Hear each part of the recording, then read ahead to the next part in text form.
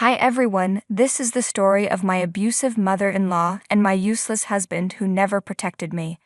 I'm using fake names because I don't want to be identified. Sharing my story is one thing, but dealing with real-life drama is another, so I'd rather stay anonymous.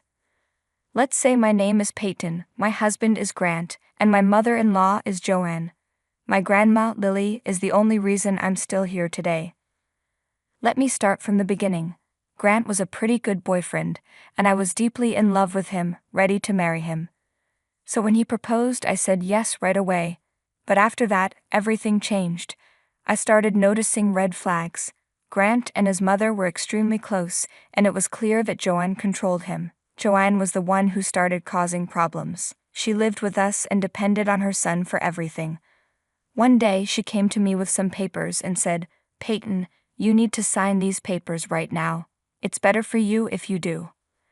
I asked, "What are these papers, Joanne?" She replied, "This is a prenup that you both need to sign. It says that in case of a divorce, neither of you can claim anything from each other. Sign it now." I was shocked and asked, "Did you really make a prenup without even talking to us? This is humiliating, Joanne. Why would you do that?" She said, "I did this so you can't take my son's money if you divorce. You earn less than him and this house is his. We can't trust you to not take everything." I was furious and said, "This is insane, Joanne. I'm not the bad person you think I am. I'm not signing this just like that. I'm insulted that you didn't even talk to us about it." To my surprise, Grant said, "Actually, I know about the prenup. It's not a big deal, Peyton. If you're not with me for money, you shouldn't have a problem signing it." I was shocked that Grant and Joanne discussed this without telling me. No, I wasn't with Grant for his money. I didn't earn much, but I had a big inheritance coming my way, which I hadn't told Grant about yet. Grant and I fought for days, and Joanne kept insulting me for not signing the papers. I eventually went to my grandma for help. She listened to everything and then said, "Honey, are you sure you want to marry this man?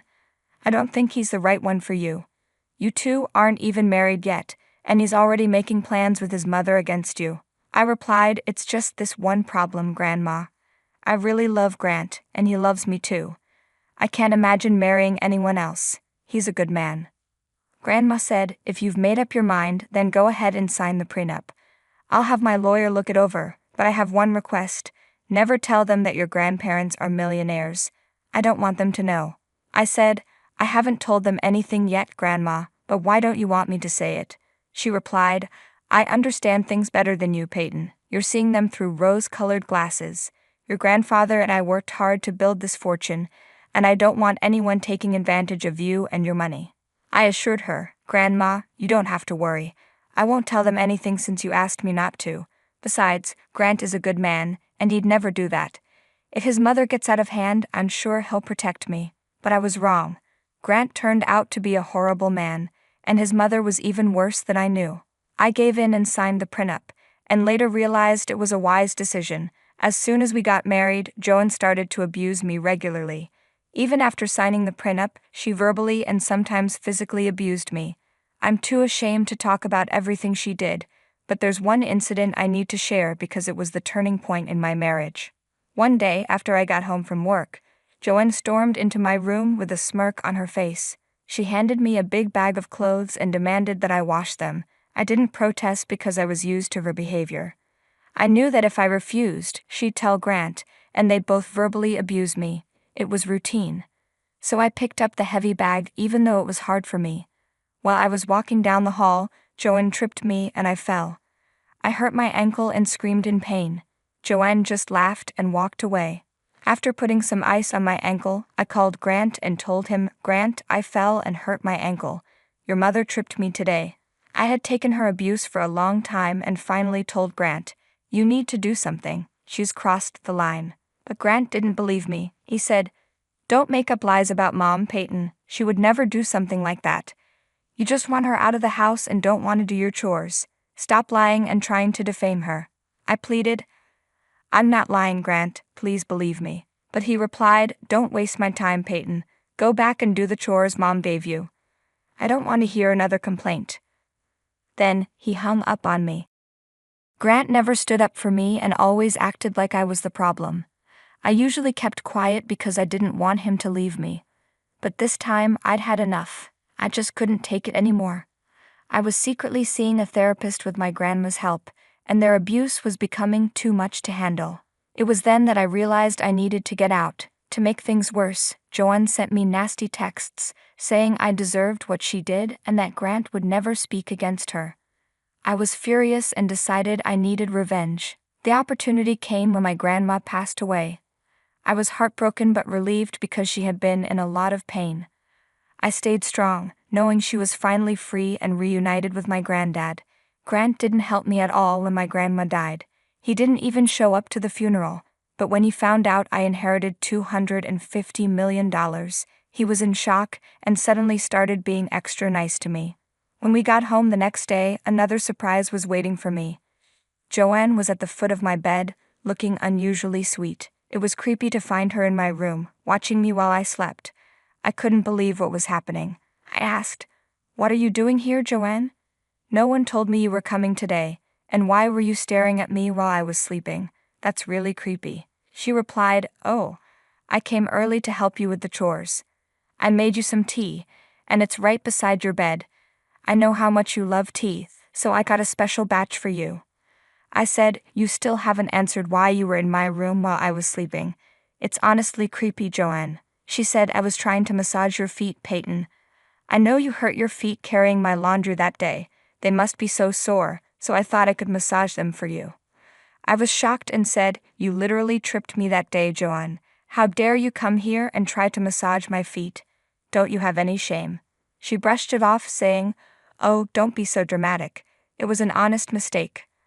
I didn't know you would fall or that the load was heavy. But I've already massaged your foot to make up for it, didn't I?" I was furious and said, "You think massaging my foot will make up for all the abuse? You're insane, Joanne. Get out of my room." "I don't want to see your face right now," she replied sweetly. "All right, I'll be in the kitchen making you breakfast. Don't worry, I'll take care of everything. I'll also make sure Grant has everything he needs. You just take your time and freshen up." Then she left the room, acting like everything was fine. Her sudden change in attitude made my head spin, even as I lay there in bed. I felt like she had invaded my privacy and was acting crazy. Money can make people do strange things, and Joanne proved it. Grant must have told her to avoid my inheritance, which is why she came to visit. But neither Grant nor Duran knew that none of them would get my money. I made sure of that. I got out of bed and dressed in my best clothes. It was my day for revenge, and I wanted to look my best. My therapy had been working well, and I finally had the confidence to stand up for myself. I went to the kitchen with my bag, which had some important papers I needed to send out today. I guess you can tell what I was about to do. I found Grant and Duran in the kitchen. They looked very happy and were whispering to each other. When they saw me, their smiles got even bigger. Grant pulled out a chair for me while Jan prepared a plate. I said, "Why did you make breakfast today? I could have done it myself. You didn't have to go to the trouble." Grant replied, "That's nonsense. I'm happy to do this for you, Peyton. It's no big deal." Jan added, "It's just breakfast. My mom can help you from now on. Once we sell the house and buy a mansion, I'll find a housekeeper. Until then, my mom can take care of everything." I said, "You think buying my medicine is a waste of money, but hiring a housekeeper is okay. How do you plan to buy a mansion? Have you been robbing a bank?" Grant replied, "Don't be ridiculous. We have plenty of money now. You just got a huge inheritance from your grandmother." Grant was right. "Finally, we're millionaires now," he said. "We don't have to worry about money anymore. We can do whatever we want now." Jan said, "Yeah, I've been thinking about quitting my job. Maybe we can take a vacation and have some fun. What do you think?" I laughed loudly at what they said. I couldn't believe my ears. It had only been a day since I received my inheritance, and they were already making plans. They really thought I would just give them the money and let them do whatever they wanted. Did they think a day of fake kindness could erase years of abuse? Joanne and Grant looked uncomfortable with my laughter. They probably realized how ridiculous their plans sounded, thinking I would magically forgive them. After laughing for a few seconds, I said, "My God, it's been just one day since I got my inheritance, and look how much you've changed. Money really does make a difference, doesn't it?" Grant replied, Let's not dwell on the past. We had no idea you were so lucky. We would have treated you better if we knew. Joanne added, yes, you shouldn't hide things from your husband and in-laws, Peyton. That was very sneaky of you. Anyway, what should we do with all this money? I was thinking about buying a house in the Caribbean. Grant chimed in, don't just say house, say mansion or villa. We could even go for a penthouse. That would suit our status better. We're millionaires after all. All my friends will be so jealous of me. I listened to their chatter and then casually took out the documents I had hidden in my folder. Joanne and Grant looked at me expectantly, as if I was giving them papers that would make the money theirs. But they were in for a surprise. Holding the papers, I said, let me correct you guys. We're not millionaires. I am a millionaire now. The money is mine. I got it as my inheritance. Grant said, yes, you got the money, but we share everything. We're married after all, so you should share your money with me. Joanne added, yes, and as your mother-in-law and only surviving family, you should share the money with me too. We're family after all. You're like a daughter to me, just like Grant is my son. I replied, it's funny how I've suddenly become your daughter. Yesterday I was just the woman your son married. Anyway, don't get too excited. We won't be family anymore. Not that we ever really were. Grant looked confused. What do you mean, Peyton? I'm your mother-in-law, so I'm family. I said, how can you be my mother-in-law if I'm not married to your son anymore? If Grant loses his title as my husband, you'll be nothing to me. Grant asked, what do you mean, Peyton? Why won't I be your husband anymore? What's going on? I calmly replied, I filed for divorce. I did it the day after my grandma died. I won't be staying with you anymore, Grant. You're a terrible husband and don't deserve to be one. I threw the divorce papers on the table. Grant and Jan read the papers, and their eyes widened in shock. They couldn't believe what they were seeing. They looked at each other, worried. I guess they never thought I'd have the strength to file for divorce. Grant said, what is this, Peyton? Why have you filed for divorce? This doesn't make any sense. You think I'm too weak to leave an abusive marriage and stay stuck in it forever? Why are you surprised, Grant? I told you this was coming. I told you the very day Joanne tripped me. My God, why are you still stuck in the past? I've already apologized for that, and I can't change what happened. You need to be more forgiving. This isn't a big enough problem to cause a divorce. Mom has already made up for it. So Joanne, you admit you tripped me and all you say is to get over it? Listen, I'm divorcing you, and you won't get a cent of my inheritance. I can't believe I love someone as awful as you, Grant, and I'm ashamed I tried to impress a monster like you, Joanne. But this abuse ends now. We are definitely getting a divorce, and we can do it the easy way or the hard way. Suddenly, Grant and Joanne looked very angry. They didn't like that I called them out on their behavior. They knew I was serious since I had already filed for divorce.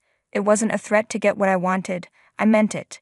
But now that I had a lot of money, they said, what's the point of divorcing me, Peyton? You have more money than me. But your inheritance is a marital asset, so I'll get half of it anyway. You might get half, but most of it will go to the lawyers, I replied. Did you forget about the prenup you and your mother forced me to sign? I'm sure my dear mother-in-law can remind you. She was adamant that we sign a prenup. It suddenly hit them that they had messed up. They had no idea I'd become a millionaire one day. The prenup was supposed to protect them because they knew no sane woman would stay with them after their abuse. But this time they just played themselves. The prenup was a long time ago, they said. I'll talk to a lawyer and see what we can do. We won't let you walk away with all that money. You're doing this to threaten us. You can't do anything to us, Peyton. We'll take your money and do what we please with it. So you plan to fight me in court? I asked. Don't worry, Peyton. We'll make this hard for you. You can't get divorced without my signature, remember that. Really, Grant? You're going to make this difficult for me? That's not a problem. I'm prepared for everything. I have some leverage of my own. What do you mean, Peyton? Joanne asked. Joanne, remember how you admitted to tripping me and abusing me in those texts? I'll use them to file a report with the police. That would be interesting, wouldn't it? No. You won't do that to me. I'll delete all the texts. Don't worry, Joanne, I've already saved them and sent them to some friends. Trust me, I'm fully capable of reporting you to the police. I can also show how Grant knew and did nothing to protect me. It'll be a tough battle for you in divorce court." Joanne and Grant immediately started apologizing, realizing the trouble they were in. They thought I had let go of the incident, but I was just waiting for the right moment.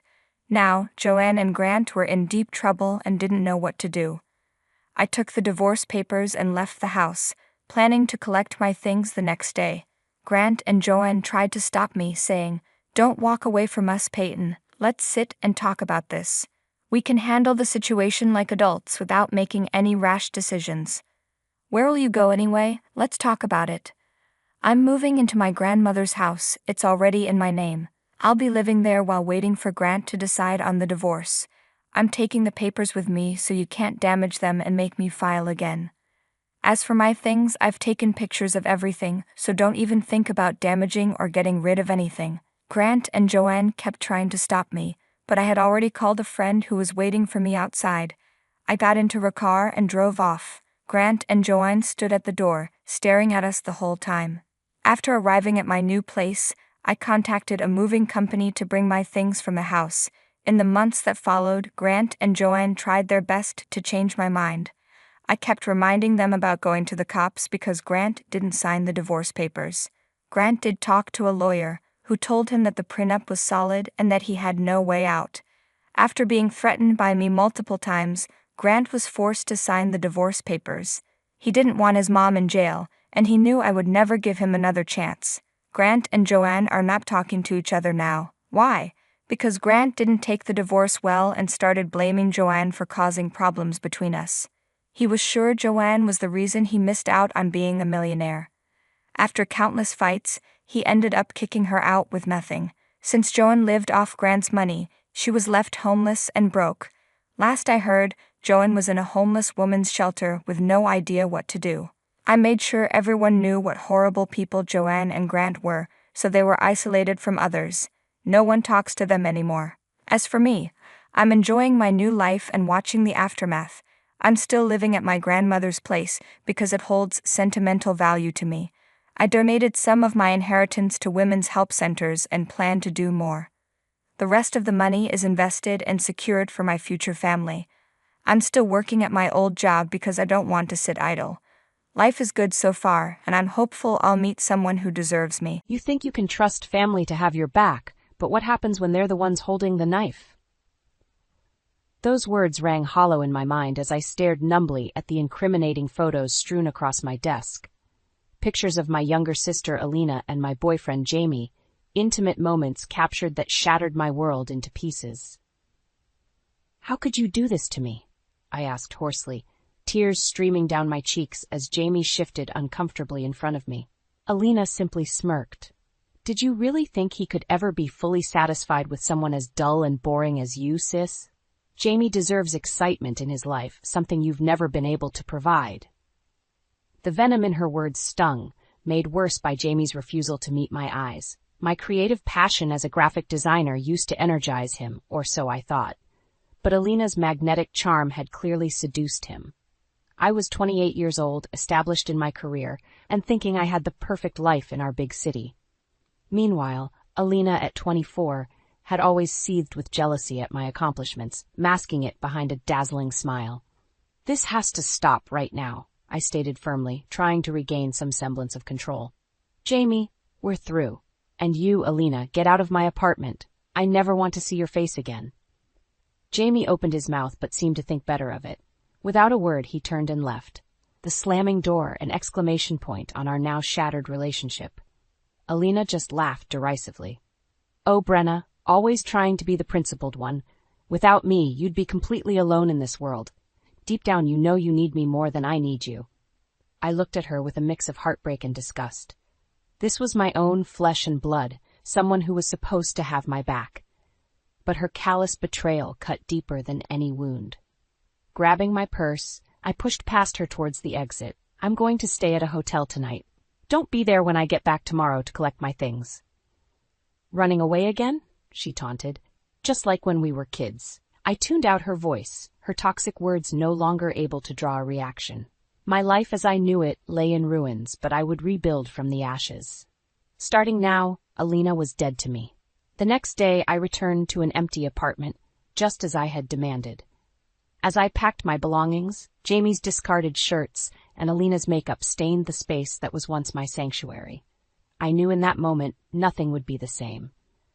But at least one truth had been unveiled. The person I should have been able to trust above all others was the blade that cut deepest. With my life in boxes, I left behind the ruins of my past. Where I was headed, I didn't know. But any path away from Alina's deceit and the memory of Jamie's ultimate betrayal was the right direction. Blood might be thicker than water, but for me, the blood between sisters had been irreparably poisoned. It was time to start over and rebuild myself from this broken state. It had been 3 months since I left behind the wreckage of my life in that city.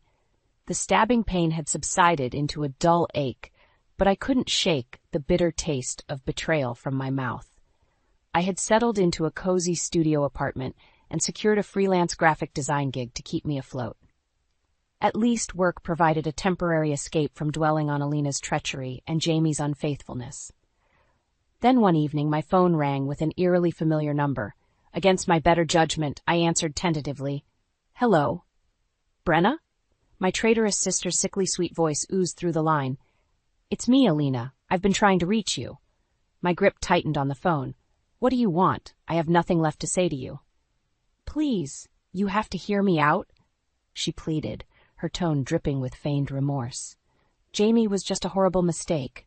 I've realized how much I need my big sister in my life." I scoffed at her audacity. "You stabbed me in the back and stole my boyfriend, all because you were jealous of my life. Why should I believe a word you say?" There was a pause, and then a sniffle, like she was choking back tears. "You're right. I was spiteful and cruel. I was so envious of what you had achieved that I tried to take it for myself.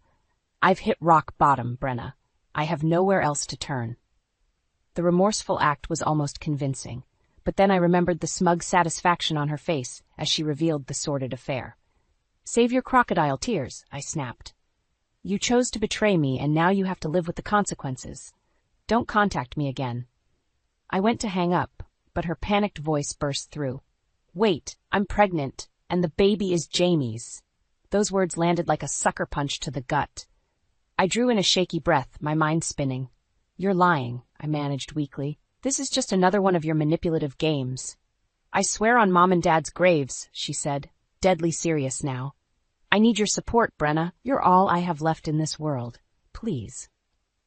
Part of me inwardly recoiled at the thought of offering any help to the person who decimated my life. But another part, the hapless sister deep within, wanted to believe there was still a shred of redeemable humanity in Alina. "If what you're saying is true," I said carefully, "then you're going to need somewhere to stay and some help getting on your feet for the baby's sake. Not for you. Never for you again." "Thank you," she gushed, the relief palpable in her voice. "I'll make the arrangements right away to come stay with you.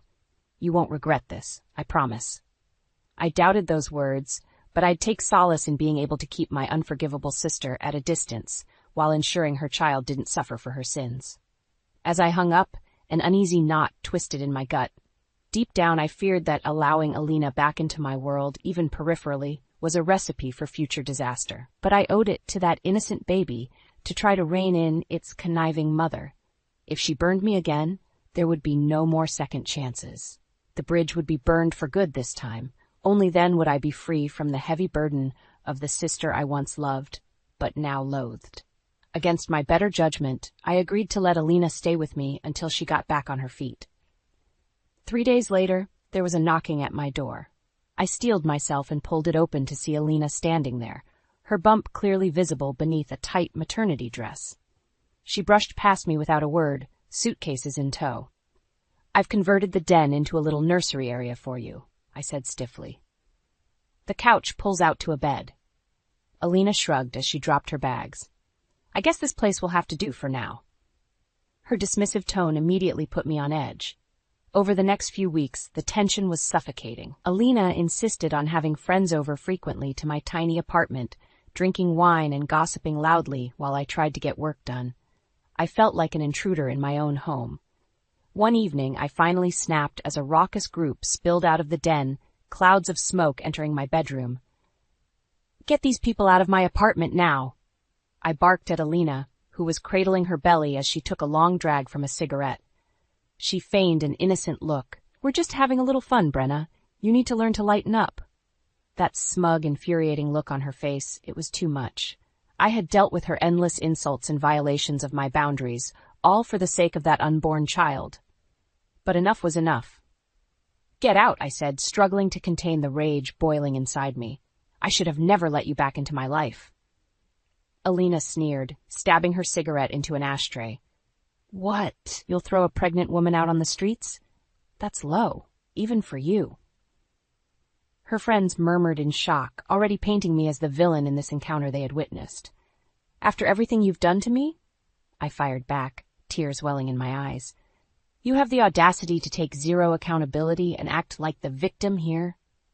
I turned away before letting my fury erupt and rushed out the door, needing to escape. I ended up holed up in a dingy 24-hour diner, sipping stale coffee, and wondering where my life went so horribly astray. I realized with sinking certainty that no matter how much I gave to appeasing Alina, she would never reciprocate. She was a remorseless black hole who only took and took until there was nothing left to give. I was tired of being the source that fed her insatiable need to manipulate. By the time I finally returned home near dawn, the apartment was blessedly silent, but it hardly felt like home any longer. In the end, Alina had gotten what she wanted. My sanctuary had been utterly defiled. I spent the next several days dodging Alina completely by burying myself in work and heading to the office to avoid her chaos.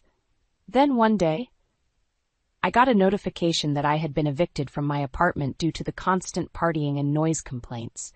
When I confronted Alina, she played dumb. You know how wild my friends can get sometimes.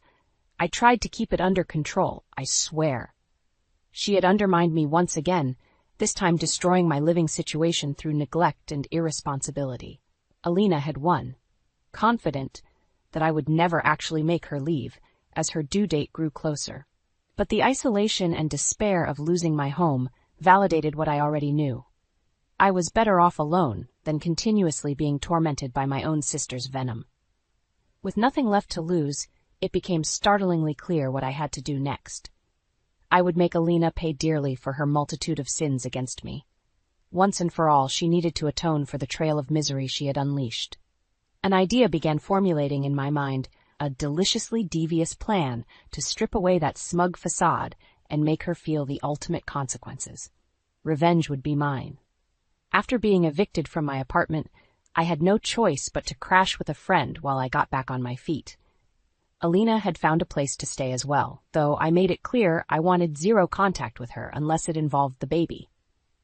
A few weeks later, I was interviewing for a graphic design role at a small agency. My previous work had them practically drooling to bring me aboard. As I waited in the lobby, a tall, broad-shouldered man in a crisp suit entered and gave me a warm smile. "You must be Brenna. I'm Cole, one of the lawyers who works with the agency on contracts and whatnot." I shook his outstretched hand, immediately comforted by his confident yet gentle demeanor. There was a kindness and integrity to his eyes that I hadn't encountered in a long time. After nailing the interview, I was offered the job on the spot. As I excitedly relayed the news to Cole, he flashed that smile again. "In that case, you'll have to let me take you out for celebratory drinks tonight, my treat." I'll admit, I was taken aback by his forwardness.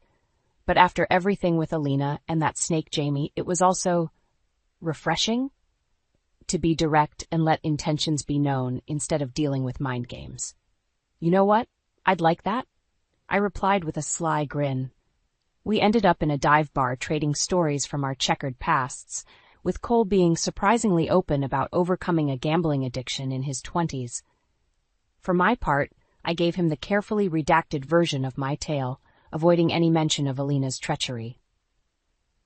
"Sounds like this ex of yours really put you through the ringer," he observed after I danced around the details. "I'm just glad I was able to get my life on track before anything too disastrous happened."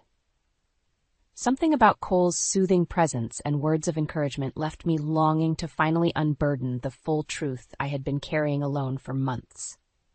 So many times Alina had weaponized her fake tears and pleas for support, manipulating me into offering misplaced empathy.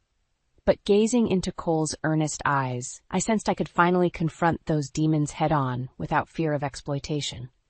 He just seemed to exude trustworthiness from every pore. "There's more to the story," I admitted, taking a stealing breath. "One that's eaten me up inside for longer than I can stand." Cole leaned in attentively as I relayed the foul details. Alina's despicable seduction of Jamie, her callous reveal of their affair, the psychological torment she inflicted repeatedly under the guise of needing family. With each agonizing confession, I could feel the weight of shame and anger releasing from my body. To his immense credit, Cole didn't once interrupt or judge. He simply listened, letting me purge those toxic burdens into the space between us. When I finally reached the end, tears streamed freely down my cheeks. Cole reached his hand across the table and clasped mine firmly. "I'm so sorry you had to go through all that," he said with quiet compassion. "Your sister, she sounds like a truly terrible person." I let out a shuddering breath, clinging to his steadying grip. "The worst part is, she keeps finding new ways to haunt me and make me miserable. I want to move on, but she won't let me." Cole's expression hardened as he gave a slow nod. "Then we need to make sure she can never hurt you again." Those 9 words were like a balm to my wounded spirit. For once, it wasn't just me against the cruel machinations of my own flesh and blood. I had an ally. As our eyes locked, I realized Cole was the asset I needed to finally, permanently put Alina in her place once and for all. No more toying with my life. No more toxic manipulations enabled by misguided family loyalty. It was time to stop being the victim and take control. Alina wanted to see the dark side. She was about to get her reign of terror paid back to her in spades. Over the next few weeks, Cole and I began hatching an intricate plan to bring Alina's misdeeds to light. I filled him in on all the sordid details and depraved acts she had committed, stoking the fires of his protective anger. "She needs to pay for what she's done," Cole stated firmly one evening over strategy meeting beers. "Exploiting family ties and decimating your life like that is unforgivable." I nodded fervently. Alina's twisted actions had cost me my home, my relationship, my peace of mind. All because of her jealousy and depravity. "I want to expose her lies and make her suffer the consequences," I declared, tempering the vengeful ire burning in my heart. "But I also want to do it in a way where she can never play the victim again." Cole leaned back, pensively stroking the stubble on his chiseled jaw as he processed my words. "You're talking about giving her enough figurative rope to hang herself," he said at last. "Getting her overconfident, poisonous fangs to extend so we can restrain them for good." A slow smile stretched across my face. "Leave it to the lawyer to articulate the strategy so perfectly." "Exactly. We need to make her slip up and reveal her true vile nature publicly, removing any plausible deniability." "And I know just the event that would make the perfect stage," Cole replied with a wolfish grin. A few days later, I was seated across from Alina at a luncheonette near her place. Her belly was massively swollen. The insufferable brat would be dropping that kid any day now. "You wanted to meet?" She regarded me with patent disinterest as she idly stirred her iced tea. "This better be good. Being on my feet is so taxing lately." I fought to keep my expression neutral as I produced a glossy invitation embossed with an award ceremony logo. "You remember that big design gala I attended last year? The one that effectively launched my career?" Alina's eyes narrowed as she caught the distinct whiff of professionalism and prestige. Her mouth began watering like a predator detecting vulnerability. "Of course," she replied coolly, adding a demeaning hair toss for good measure. "The only real success you've ever had in this industry." Hook, line and sinker. Well, this year they've asked me to not only attend the VIP reception, but present my latest branding concepts to the entire convention hall. I made sure to state the words slowly and clearly to amplify their impact. "I see," Alina responded, her veneer of indifference cracking slightly as envy glinted behind her eyes. "That's a rather prestigious honor. Which is why I'd love for my family to be there supporting me," I continued in a sugary sweet tone. "You and Jamie should both come as my special guests. It'll be a magical evening I want to share with the people I care about most." The blatant exclusion of Mom and Dad did not go unnoticed, based on the way Alina bristled. But her lust for the opulent gala overpowered any immediate objections. I suppose Jamie and I could grace your little convention with our presence, she huffed airily.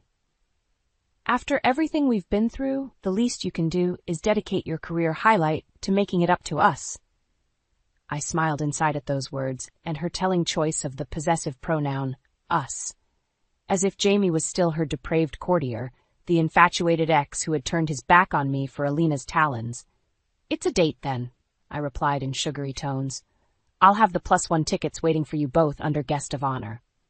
Alina was practically glowing, already envisioning herself lapping up accolades by merely being adjacent to my achievement. How deliciously, naively misguided she would prove to be. As I turned to leave, I allowed myself one parting remark that hinted at the reckoning to come. This night will be one you never forget, sis. She had no idea just how prophetic and ominous those words would be. The design gala ceremony was destined to be Alina's denouement, the unraveling of her conniving character before the very audience she so desperately craved. Let the games begin. The night of the gala finally arrived. Cole and I had been meticulously planning and preparing every detail for weeks. As I put the finishing touches on my show-stopping design presentation, he arrived at my place looking dapper in a tailored tuxedo. You about ready to go and destroy your sister? He asked with an excited glint in his eye. I took a deep breath and nodded. More than ready. It's time for Alina's deception to finally catch up with her. When we arrived at the lushly decorated venue, Alina and Jamie were waiting by the VIP entrance, resplendent in formal attire. Her belly seemed obscenely inflated under the sleek maternity gown she wore. Don't you two look like manned Mrs. High Society, I remarked with syrupy sweetness as they turned to face me. Jamie averted his gaze guiltily, but Alina simply rolled her eyes. Can't slum it too much for your precious career night, I suppose. Now, let's not start things off on the wrong foot, Cole smoothly interjected, placing a calming hand on my arm. We're all here to celebrate Brenna's incredible accomplishments. Ever the voice of reason, Alina purred, giving Cole an approving once-over. You simply must introduce me to all your eligible colleagues later. Actually, Alina, Cole is my partner, I replied firmly, squeezing his hand to emphasize the point. He'll be by my side all evening. The tiniest flicker of disappointment passed over her features before that trademark predatory grin resurfaced. How progressive of you, sis. I always suspected you batted for the other team. Cole cleared his throat uncomfortably as the double meaning hung in the air. Well, shall we make our way inside? I believe the presentations are due to start shortly. We made our way through the grandiose double doors and took our seats near the front of the elaborately decorated auditorium. The energy among the assembled crowd was electric, with chatter and clinking glasses. I could feel Alina beside me seething with anticipation. After an opening speech from the host committee, it was finally time for my design presentation. I rose from my seat amidst warm applause and made my way to the stage, lectern before me. The crowd immediately hushed in rapt attention. Taking a fortifying breath, I launched into my presentation slides, a highly stylized branding concept for a new luxury resort. Each intricate graphic and color palette earned murmurs of approval from the audience. Thank you all for such a wonderful reception to my work, I said as the final slide displayed. I'm truly humbled and inspired to be among such talented peers in this creative field. Alina shifted impatiently beside Cole, clearly waiting for the real show to begin. That self-satisfied look on her face filled me with determination. Of course, I would be remiss if I didn't take this opportunity to give proper credit where it is sorely due, I continued, my voice hardening, to the person whose reprehensible misdeeds and depravity actually sowed the seeds for this conceptual rebirth. You could have heard a pin drop in that silent hall as I paused for maximum dramatic effect. Jamie and Alina exchanged a bewildered look. Ladies and gentlemen, I proclaimed clearly and calmly, let me tell you about the heinous transgressions of my own wretched sister Alina. And with that, a torrent of revelations began spilling forth from my lips. The seduction of Jamie, the bitter jealousy towards me, the callous manipulation of family bonds. My presentation shifted to projecting shocking proof through photos, texts, audio recordings that Cole had diligently compiled. Audible gasps and murmurs of shock echoed from the stunned crowd. Alina's mouth hung open, her face draining of color, as the sordid truth unraveled. You bitch! She erupted once the final piece of damning evidence played, causing her voice to overtake the mic. How dare you try to publicly shame and humiliate me? I simply stood calmly, letting her unleash a torrent of outrage that only further condemned her depravity in the eyes of the horrified attendees. Jamie beside her looked like a cornered animal. With one icy glare of contempt, I knew I had accomplished my objective. Alina's viperous fangs were fully extended, and I had the antidote to permanently neuter her poisonous ways. As security rushed in to subdue her, Cole took the stage, his voice booming with authority. Alina Merriweather, you are hereby being charged with defamation of character, financial fraud, emotional duress, and a menagerie of other offenses against your own flesh and blood. The rest was a blissful blur. In one fell swoop, I had ripped away the veil of deception Alina had hidden behind for far too long. This was her undoing, televised to the entire creative community. There would be no recovering from such a merciless public dismantling of her true nature. At long last, my tormentor had been disarmed and brought to justice. As they led her away in humiliated hysterics, I savored that gratifying realization. Revenge really was a dish best served utterly, shockingly cold. The aftermath of my public takedown of Alina at the gala was swift and severe.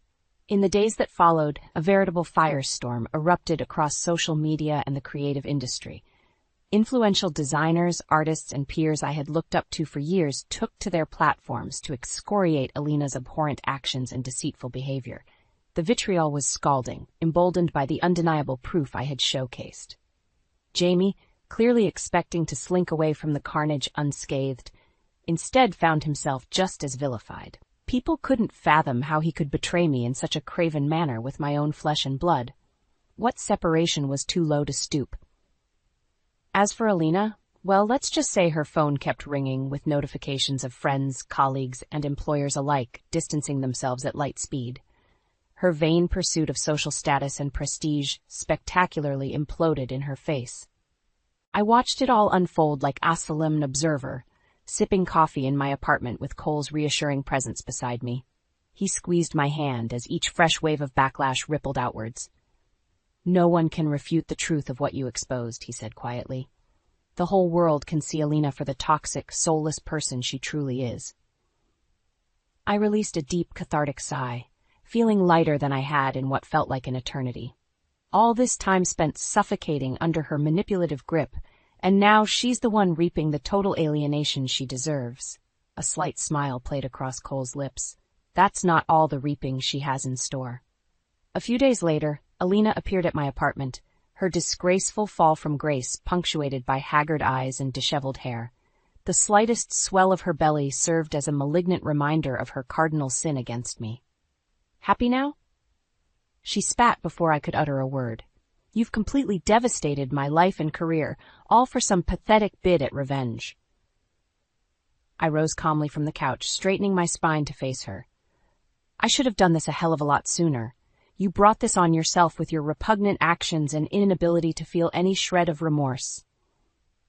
Alina opened her mouth to retort, but Cole cut her off as he emerged from the hallway, briefcase in hand. I wouldn't attempt to plead any sort of defense if I were you, he stated flatly. Your endless litany of offenses is too extensive to dismiss. Alina's eyes widened in sudden apprehension as Cole snapped open the briefcase, shuffling through a stack of folders and documents inside. What are you talking about? She demanded in a wavering voice.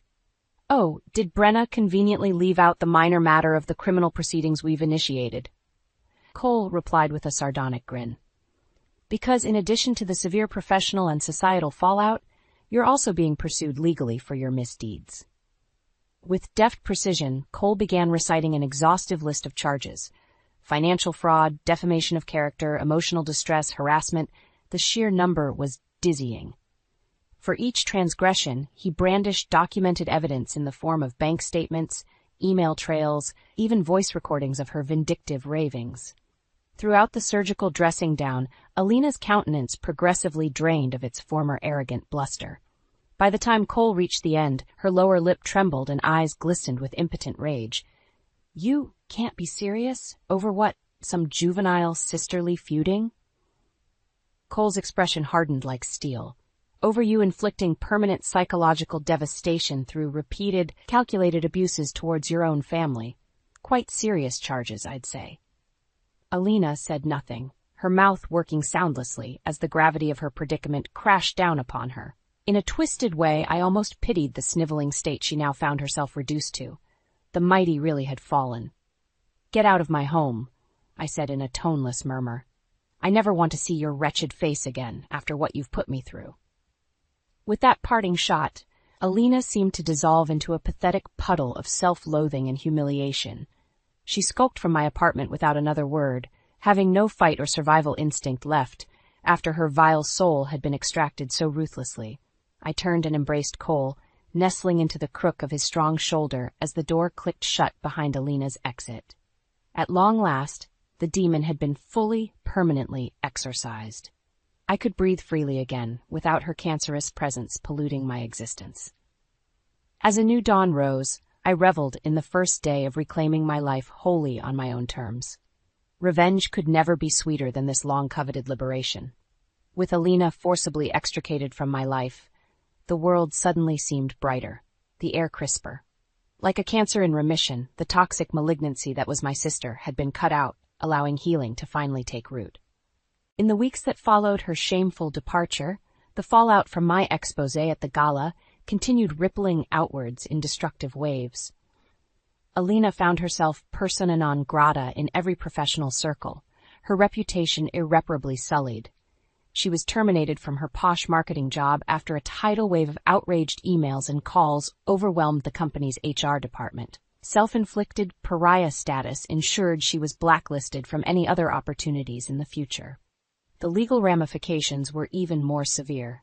I watched with a satisfied smirk as Alina shuffled into the courthouse for her first hearing, wearing an oversized coat to conceal her swollen pregnancy frame.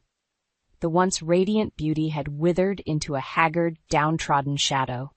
Cole delivered an impassioned prosecution statement, methodically presenting all the evidence of his emotional abuse, financial misdeeds, and malicious actions compiled against me over the years. Her public defender could only sit mutely as he was buried under the overwhelming mountain of proof. Due to the severity and extent of these calculated offenses perpetrated by the defendant, we are seeking maximum punitive damages be awarded to the victim, Miss Brenna Wilkins, Cole proclaimed, shooting me a subtle wink of encouragement. I wasn't primarily concerned with monetary restitution. No amount could undo the trauma and gaslighting Alina had inflicted upon me. But I reveled in her ashen, defeated expression as the judges sworn her guilty on every count, saddling her with fines, community service obligations, and potential jail time. The ultimate insult was she wouldn't even be able to fall back on her false public relations skills in the future to salvage any sort of career resurrection. I had ensured her toxic reputation would forever supersede any professional competence. As the sentencing concluded, and bailiffs escorted Alina from the room in handcuffs, she finally met my eyes. The hollow, vitriolic glare she shot my way spoke volumes about the molten core of hatred still burning within her shriveled husk. A final burst of venom for the traitorous sister who orchestrated her downfall. I simply watched stoically, unmoved and unaffected by her empty, impotent rage. She had nobody to blame but herself for the miserable pit into which she now festered. I found it profoundly symbolic justice that she would likely give birth to her child under the oppressive weight of incarceration. That night, Cole took me out for a celebratory dinner at an upscale restaurant, treating me to expensive wine and desserts. As we polished off the last morsels, I caught him giving me an adoring look across the table. "What?" I asked with a slight blush at his tender gaze. "I'm just thinking about how far you've come," he replied meaningfully. "From the broken, emotionally battered person you were when we first met, to this brilliant, confident phoenix reborn from the ashes of your past traumas. You're a true inspiration, Brenna." I felt a lump catch in my throat at his heartfelt words. Cole had stood resolution at my side through all the turmoil, his solidity and compassion giving me the strength to persevere. He quite literally helped me take back my life. Without overthinking it, I reached across the table and took his hand, giving it an affectionate squeeze. I couldn't have done any of this without you, I said softly. You saw me at my lowest and darkest points, and still chose to believe in me and put that monster in her place. I'll never be able to repay that debt. Cole's thumb traced soothing circles over my knuckles as he gazed warmly into my eyes. Just promise me one thing, that you'll leave the past in the past. Let the hurt and anger go, and only allow positive growth from this point forward. I felt a solitary tear of release trickle down my cheek as I gave a firm nod, absorbing the depth of his caring counsel. For far too long, Alina's toxic legacy had weighed me down and inhibited me from true self-actualization. It was finally time to shed that heavy, corroded chain forever. You have my word, I replied, returning Cole's tender smile. With him by my side, I knew there was nothing but bright possibilities ahead. A lifetime's worth of potential awaited me, unburdened by the poisonous shackles of my own flesh and blood. For the first time in forever, I could breathe freely and choose my own destiny. Karma had ultimately had its karmic reckoning, delivering me from the torturous thrall of evil that was my sister. Moving forward, I would embrace hope, optimism, and the inner fortitude to never let such a cancerous force diminish my spirit again. A new chapter was finally free to begin. You really live like this every day? Kira's words sliced through the silence, dripping with disdain as her eyes wandered around our modest living room. It was a seemingly innocent question, but it struck a nerve, a familiar chord that had been playing on repeat ever since my sister-in-law decided to grace us with her near-constant presence. What do you mean? I asked, unable to mask the sharpness in my tone. The refrain of Kira's disapproval had become a tiresome accompaniment to our otherwise quiet and fulfilling life. Oh, you know, she waved a hand dismissively, this whole minimalist thing you've got going on. Her lips curled into a smirk as she plopped down on our worn but comfortable sofa, making herself at home once again, uninvited. I opened my mouth to respond, but Eli cut me off with a gentle hand on my arm. Kira, we like our home just the way it is, he said in a placating tone as if trying to soothe a wild animal. It suits our needs perfectly. I bit back the retort that hovered on my tongue, swallowing the bitter words that would only escalate the situation. Eli meant well, but his refusal to confront Kira's entitled and invasive behavior only fueled my resentment. If you say so, Kira shrugged, reaching for the remote control. Hey, did you guys get that new cable package? I want to see if they have that home improvement show I was telling you about. Without waiting for a response, she flicked through the channels, her eyes glued to the screen, as if she owned the place. Meanwhile, Eli cast a helpless glance in my direction, silently pleading for me to maintain the peace. But this was our home, our sanctuary, a place where we had planned to welcome our first child into the world, and Kira's constant disruptions were slowly eroding the joy and anticipation that should have filled these moments. I took a deep breath, trying to rein in the storm brewing within me. Confrontation would only breed more chaos, and I couldn't afford to let Kira's negative energy taint the precious time I had left before our baby arrived. So I plastered a smile on my face and excused myself, retreating to the bedroom, where I could escape the suffocating weight of her presence. But as I closed the door behind me, I couldn't shake the feeling that Kira's intrusions were just the beginning, and that far more turbulent times lay ahead.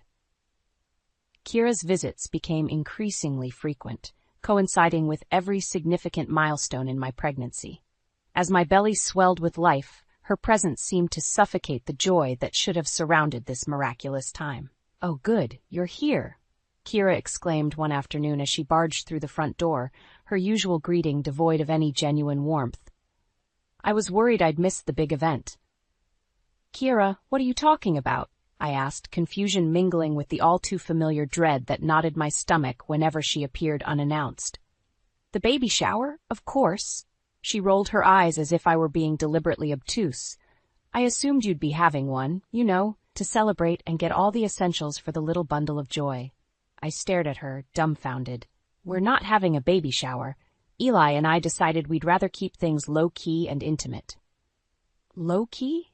Kira scoffed, tossing her designer handbag onto the couch. "How utterly boring. You need to embrace the excitement, Mara. This is a momentous occasion, and you're acting like it's just another day at the office." Before I could respond, Eli emerged from the bedroom, his hair tousled from an afternoon nap. "Kira, what a nice surprise," he said, his voice tinged with a weariness that told me he found her visits just as draining as I did. "Eli, can you believe your wife isn't having a baby shower?" Kira demanded, rounding on him with her hands planted firmly on her hips. "It's like she's just going through the motions instead of celebrating this incredible journey." I opened my mouth to defend myself, but Eli beat me to it. "Mara and I discussed it, and we're happy with our decision," he said, trying to placate his sister as he so often did. "This is our first child, and we want to keep things simple." Kira scoffed again, her disdain palpable. "Simple? You two have never done anything but live a simple life. It's no wonder you're so woefully unprepared." Her words stung, hitting a nerve that had been fraying for far too long. I turned to Eli, hoping he would finally take a stand and defend our choices, our lifestyle, me. But he simply shrugged, his eyes pleading with me to let it go. The bitter taste of disappointment coated my tongue as I swallowed my frustration. Once again, I found myself alone in navigating Kira's intrusive and entitled behavior, with Eli's passive acquiescence only enabling her further.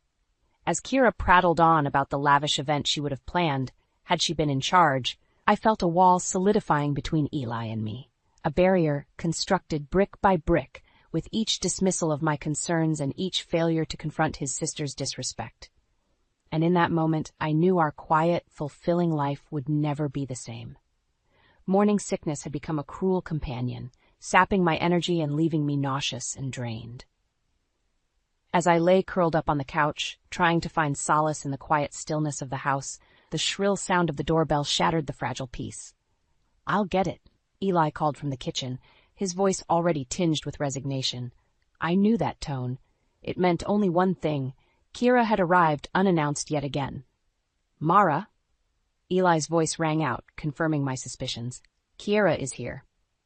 I groaned inwardly, bracing myself for the impending tornado that was about to rip through our home.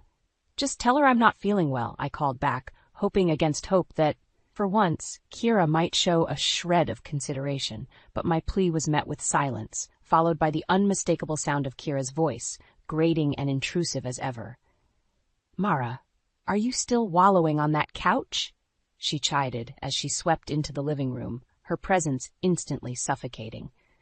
"You're not even trying to hide the fact that you're a miserable lump these days." I bit back the angry retort that rose in my throat, knowing it would only escalate the situation. Instead, I turned my face away, unable to bear the sight of her smug expression. "Kira, Mara isn't feeling well today," Eli tried to intervene, his voice wavering between exasperation and appeasement. "Maybe we can catch up another time?" But Kira waved off his suggestion with a flick of her perfectly manicured hand. "Nonsense. I'm here now, and I'm sure Mara could use the company." She dropped onto the couch beside me, her proximity suffocating. I fought the urge to recoil, my skin crawling with disgust at her utter disregard for my boundaries and well-being. "You know, I never had morning sickness like this when I was pregnant," Kira continued, oblivious to the storm brewing within me. "Then again, I actually took care of myself instead of lying around feeling sorry for myself all day." I snapped. "Kira, I'm not in the mood for your criticisms today," I spat, the words tumbling out in a rush. "If you can't be supportive, I'd rather you just leave." Silence hung in the air, thick with tension. Kira's eyes narrowed, her lips pressing into a thin line of anger. "Well, I never." Mara's right, Eli's voice cut through the charged atmosphere, surprising us both. "She needs rest, Kira. I think it's best if you go." For a moment, I dared to hope that Eli had finally found his resolve, that he was standing up for me and our family. But then Kira's gaze shifted to him, her eyes narrowing even further. "Fine," she snapped, rising from the couch in a huff. "I'll go, but don't expect me to be so accommodating next time." Sure. With that, she spun on her heel and stormed out, leaving a tense silence in her wake. I turned to Eli, searching his face for a sign that this moment had truly been a turning point, that he was finally seeing Kira for who she was. But his expression was troubled, his eyes pleading with me to understand. And in that instant, I knew Eli had not chosen me over his sister. He had simply done the bare minimum to maintain the peace, as he always did.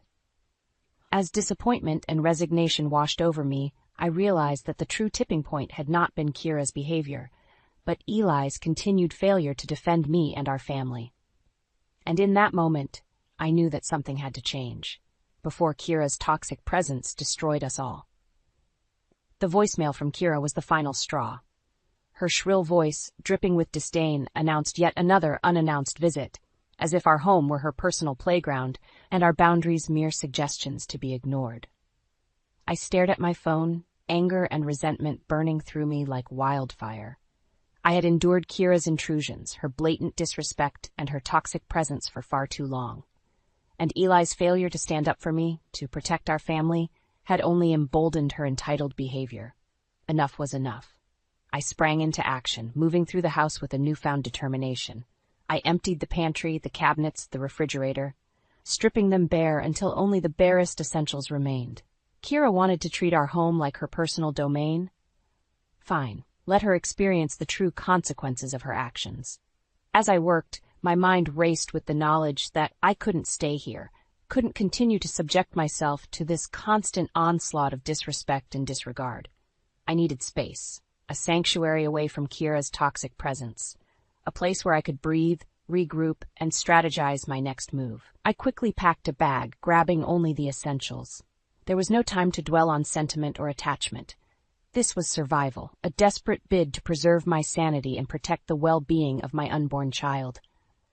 Just as I was about to leave, Eli walked through the door, his brow furrowed in confusion as he took in the empty kitchen and my packed bag. "Mara, what's going on?" he asked, his voice tinged with concern. I met his gaze, my resolve unwavering. "I'm going to stay with my parents for a while," I said, the words falling from my lips with a finality that left no room for argument. Eli's eyes widened. "What? Why? What happened?" I shook my head, disappointment burning hot in my chest. "You don't see it, do you? You refuse to acknowledge the damage Kira is causing, the way she tramples over our boundaries and disrespects me at every turn. Well, I'm done. I can't keep subjecting myself to this toxic environment." Eli opened his mouth to protest, but I held up a hand, silencing him. "Don't try to talk me out of this," I said, my voice trembling with the weight of my emotions. "I need space, Eli. I need to get away from Kira's constant presence and your refusal to stand up to her. Until you can see the truth and make real changes, I can't be here." With that, I shouldered my bag and pushed past him, my heart heavy with the knowledge that our relationship hung in the balance. But as I stepped out into the crisp evening air, I felt a glimmer of hope. A sense that, by taking this drastic step, I might finally be able to reclaim my power, my dignity, and my life.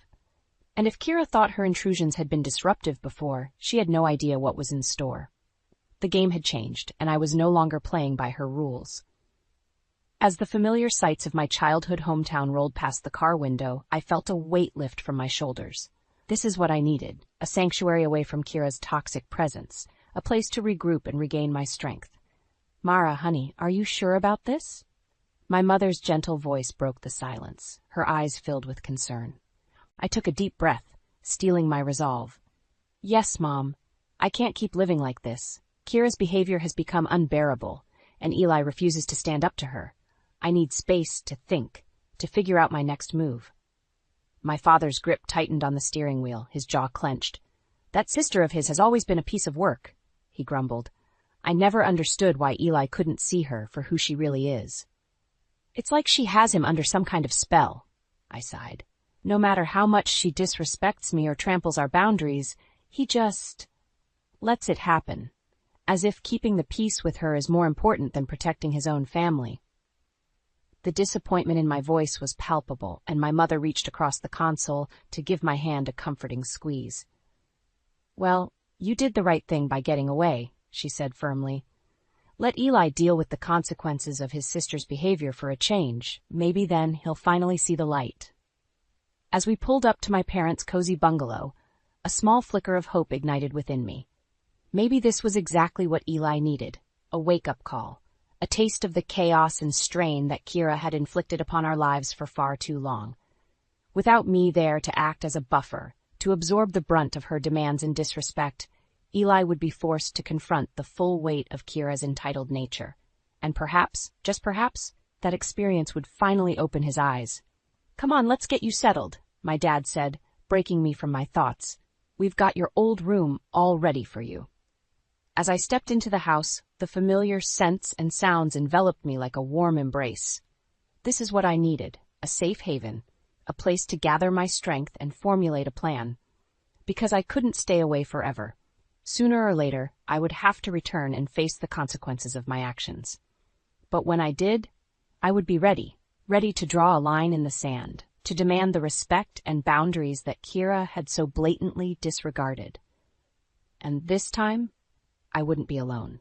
Eli would have no choice but to see the truth, to acknowledge the damage his sister had wrought upon our family. And if he refused to make the necessary changes, to stand by my side and protect our little family, then I would have to make a choice, one that I had never imagined possible. But for now, I pushed those weighty thoughts aside, allowing myself to bask in the warmth and security of my childhood home. Tomorrow would bring its own challenges, but tonight I would rest, fortifying myself for the battles that lay ahead. The shrill ringing of the doorbell pierced the silence, shattering the fragile peace that had settled over the house since Mara's departure. With a weary sigh, Eli dragged himself from the couch and trudged to the door, knowing exactly who he would find on the other side. "Kira," he greeted his sister with a forced smile, already bracing himself for the impending storm. "Finally!" she huffed, pushing past him without invitation. "I've been ringing the doorbell for ages. What took you so long?" Eli bit back a retort, reminding himself that confrontation would only escalate the situation. "I was in the other room," he said, trying to keep his tone even. "Well, next time, try to be a bit more attentive," Kira chided, dropping her purse onto the couch with a loud thump. "Where's Mara? I need to discuss the arrangements for my next visit." Eli's gut twisted at the mention of his wife's name. "Mara's not here," he said quietly. "She's staying with her parents for a while."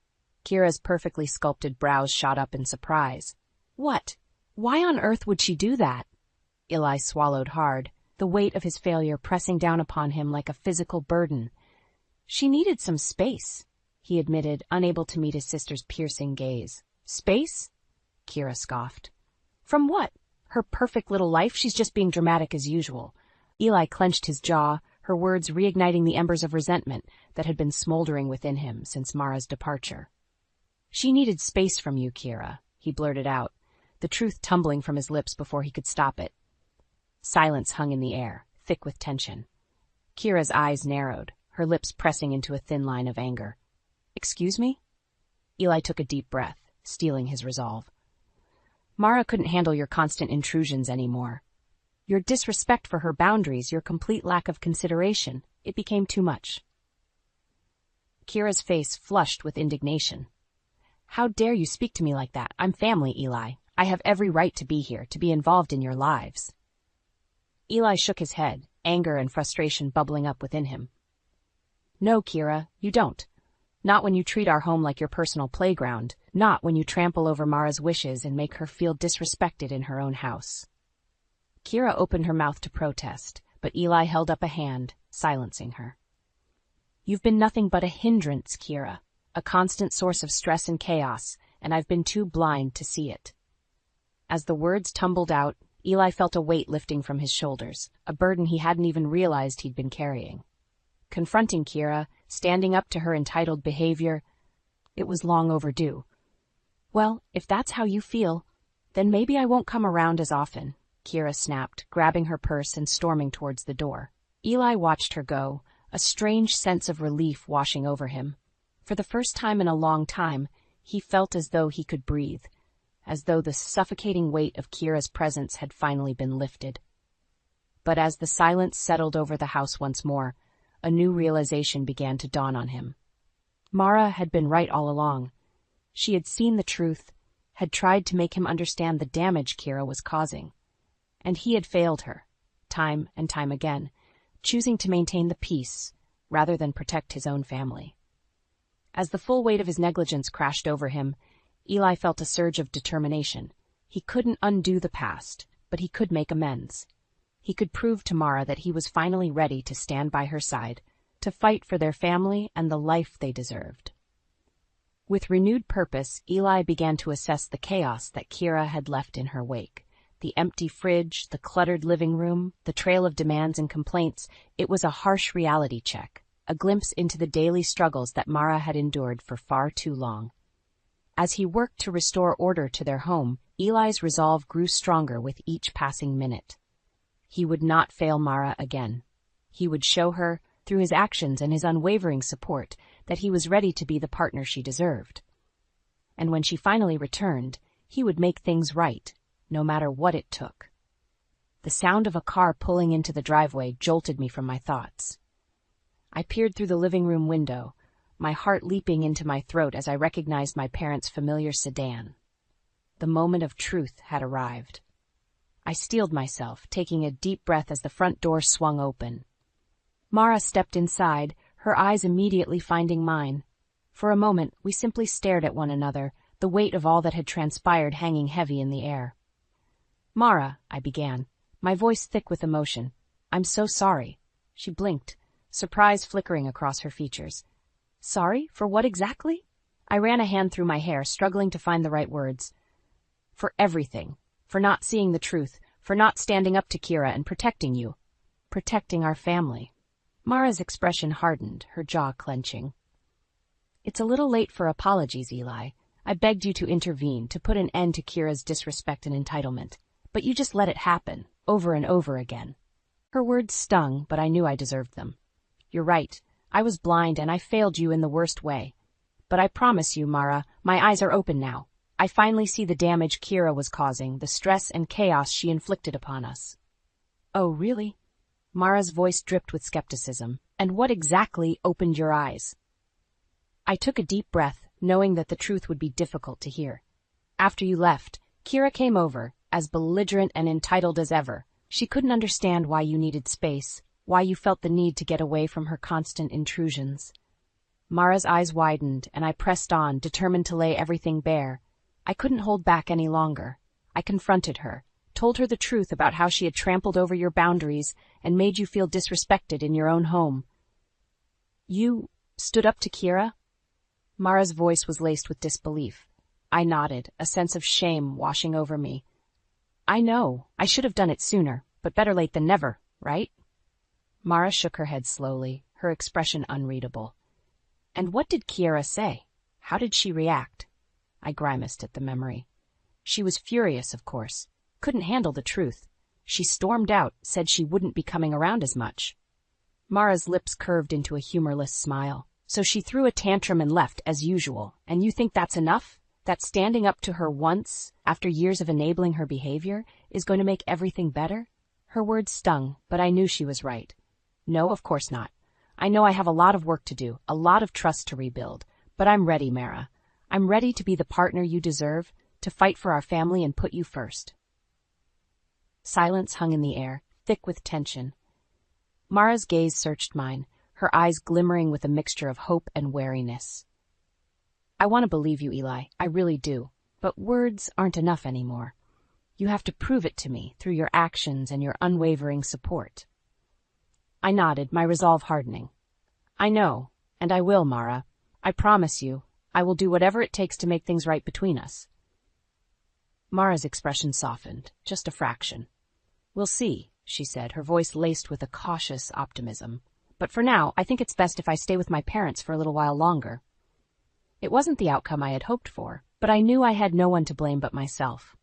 I had allowed this rift to form, had failed to protect my wife and our family. And now I would have to work twice as hard to bridge that divide, to prove that I was ready to be the partner she deserved. As Mara turned and headed back towards her parents' car, I watched her go, a newfound determination burning within me. This was my chance to make things right, to show her that I had truly learned from my mistakes, and I would not squander it. Not this time. The moving truck rumbled down the quiet street, its presence a stark contrast to the tranquil neighborhood. As it pulled up to our new home, a sense of excitement and trepidation washed over me. This was it, the fresh start we had both been craving. "You ready?" Eli asked, giving my hand a gentle squeeze. I took a deep breath, nodding slowly. "As I'll ever be." We had been through so much, our relationship hanging by a thread after Kira's relentless intrusions. But Eli had proven himself, time and time again, standing firm against his sister's entitled demands and prioritizing our family above all else. It hadn't been easy. There were still moments of doubt, flashes of resentment that threatened to reignite the flames of our past conflicts. But we had worked through them, our communication stronger than ever. And now, as we prepared to embark on this new chapter, I couldn't help but feel a sense of optimism. The movers began unloading our belongings, and Eli and I set to work directing them through the unfamiliar rooms. As we bustled about, a familiar figure appeared on the sidewalk, her stilettos clicking against the pavement. Well, what do we have here? Kira's voice rang out, as grating as ever. I tensed, bracing myself for another confrontation. But before I could respond, Eli stepped forward, his jaw set with determination. "Kira, what are you doing here?" he demanded, his tone brooking no argument. She scoffed, tossing her perfectly coiffed hair over her shoulder. "What do you mean? What am I doing here? I'm family, remember? I have every right to know what's going on in your lives." Eli shook his head, his stance unwavering. "Not anymore, Kira. We've moved, and we're not giving you the new address." Kira's eyes widened in disbelief. "What? You can't be serious." "I am," Eli said firmly. "We're drawing a line, Kira. After everything you put Mara through, the constant disrespect and entitlement, we're not letting you back into our lives." Kira's face flushed with anger, her perfectly sculpted features contorting into a mask of fury. "How dare you? After everything I've done for you, you're just going to cut me out like this?" "You did this to yourself, Kira," I chimed in, my voice steady and resolute. "We gave you chance after chance to treat us with respect, to honor our boundaries, but you refused, time and time again, and now you have to face the consequences." Kira's eyes narrowed, her lips pressing into a thin line. "Fine," she spat. "If that's how you want to play it, then good riddance. You'll be sorry when you realize how much you need me." With that, she spun on her heel and stalked away, her heels striking the pavement with an angry rhythm. As we watched her retreating figure, a sense of relief washed over me. We had finally reclaimed our power, our dignity, our lives. Eli pulled me into a tight embrace, his touch warm and comforting. "We did it," he murmured into my hair. "We stood our ground, and we won." I nodded, allowing myself to sink into his embrace. "We did, and now we can start fresh, on our own terms." As we turned back towards our new home, a weight seemed to lift from my shoulders. The future stretched out before us, full of promise and possibility, and for the first time in a long time, I knew that Kira's toxic presence would no longer cast a shadow over our lives. We were free to build the future we deserved, the life we had always dreamed of. And as we stepped over the threshold, hand in hand, I knew that this was just the beginning of our journey. My name is Elaine, and at 38, I thought I had most of my life figured out. I had a loving husband, Michael, and a peaceful life until my mother-in-law, Clara, became an unsettling fixture in it. Her interest in our lives, while typical to some degree, was claustrophobic. Nothing prepared me for the cold vacuum that greeted me in our bedroom after the cheer of my mother's 65th birthday party. It was a gut feeling that something wasn't right, a prelude to the bad news I was about to discover. The spot on the dresser where my watch usually lay was empty.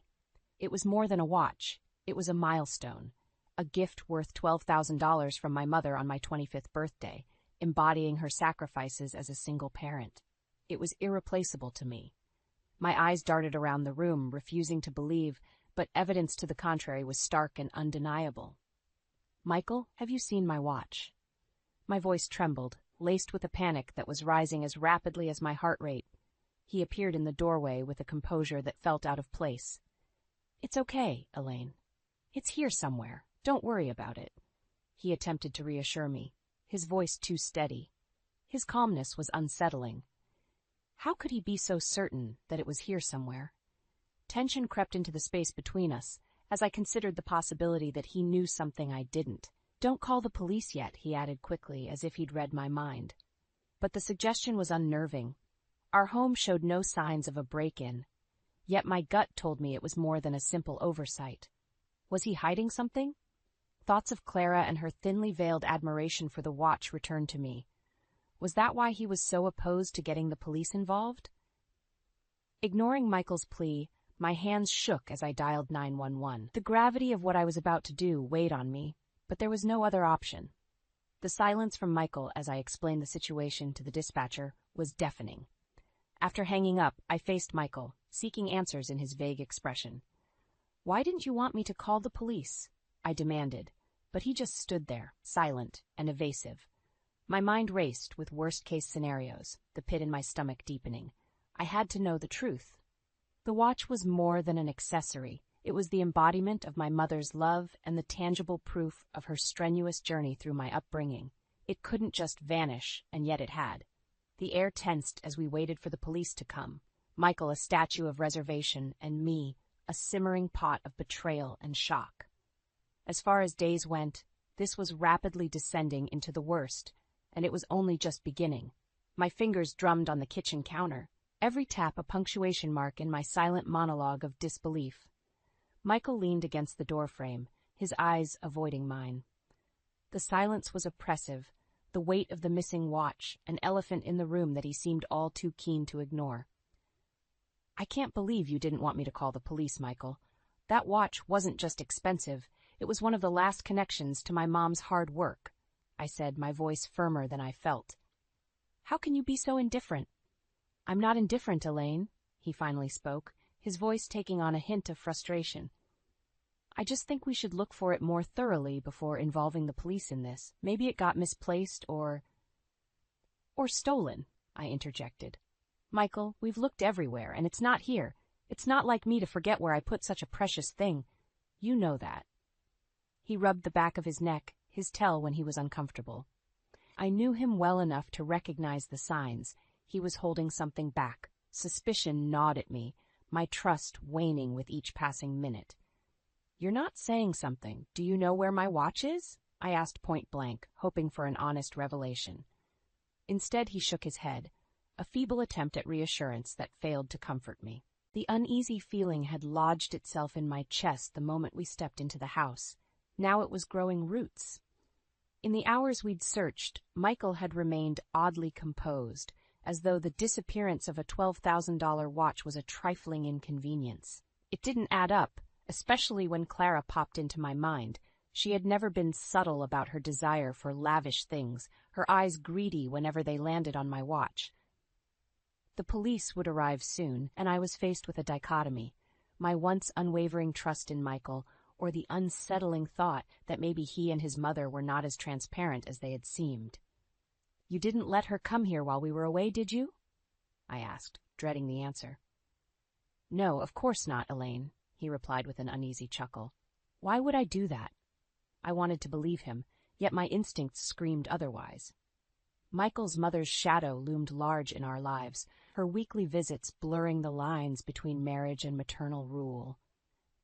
I recalled the way Clara would command our space as if it were her own, and Michael's lack of resistance infuriated me. The sound of the doorbell sliced through the tension. My head snapped towards it, the chime marking the arrival of the consequences, the descent of the abstract into the painfully tangible. Michael's face paled, and I knew that whatever came next could potentially unravel the life we built together.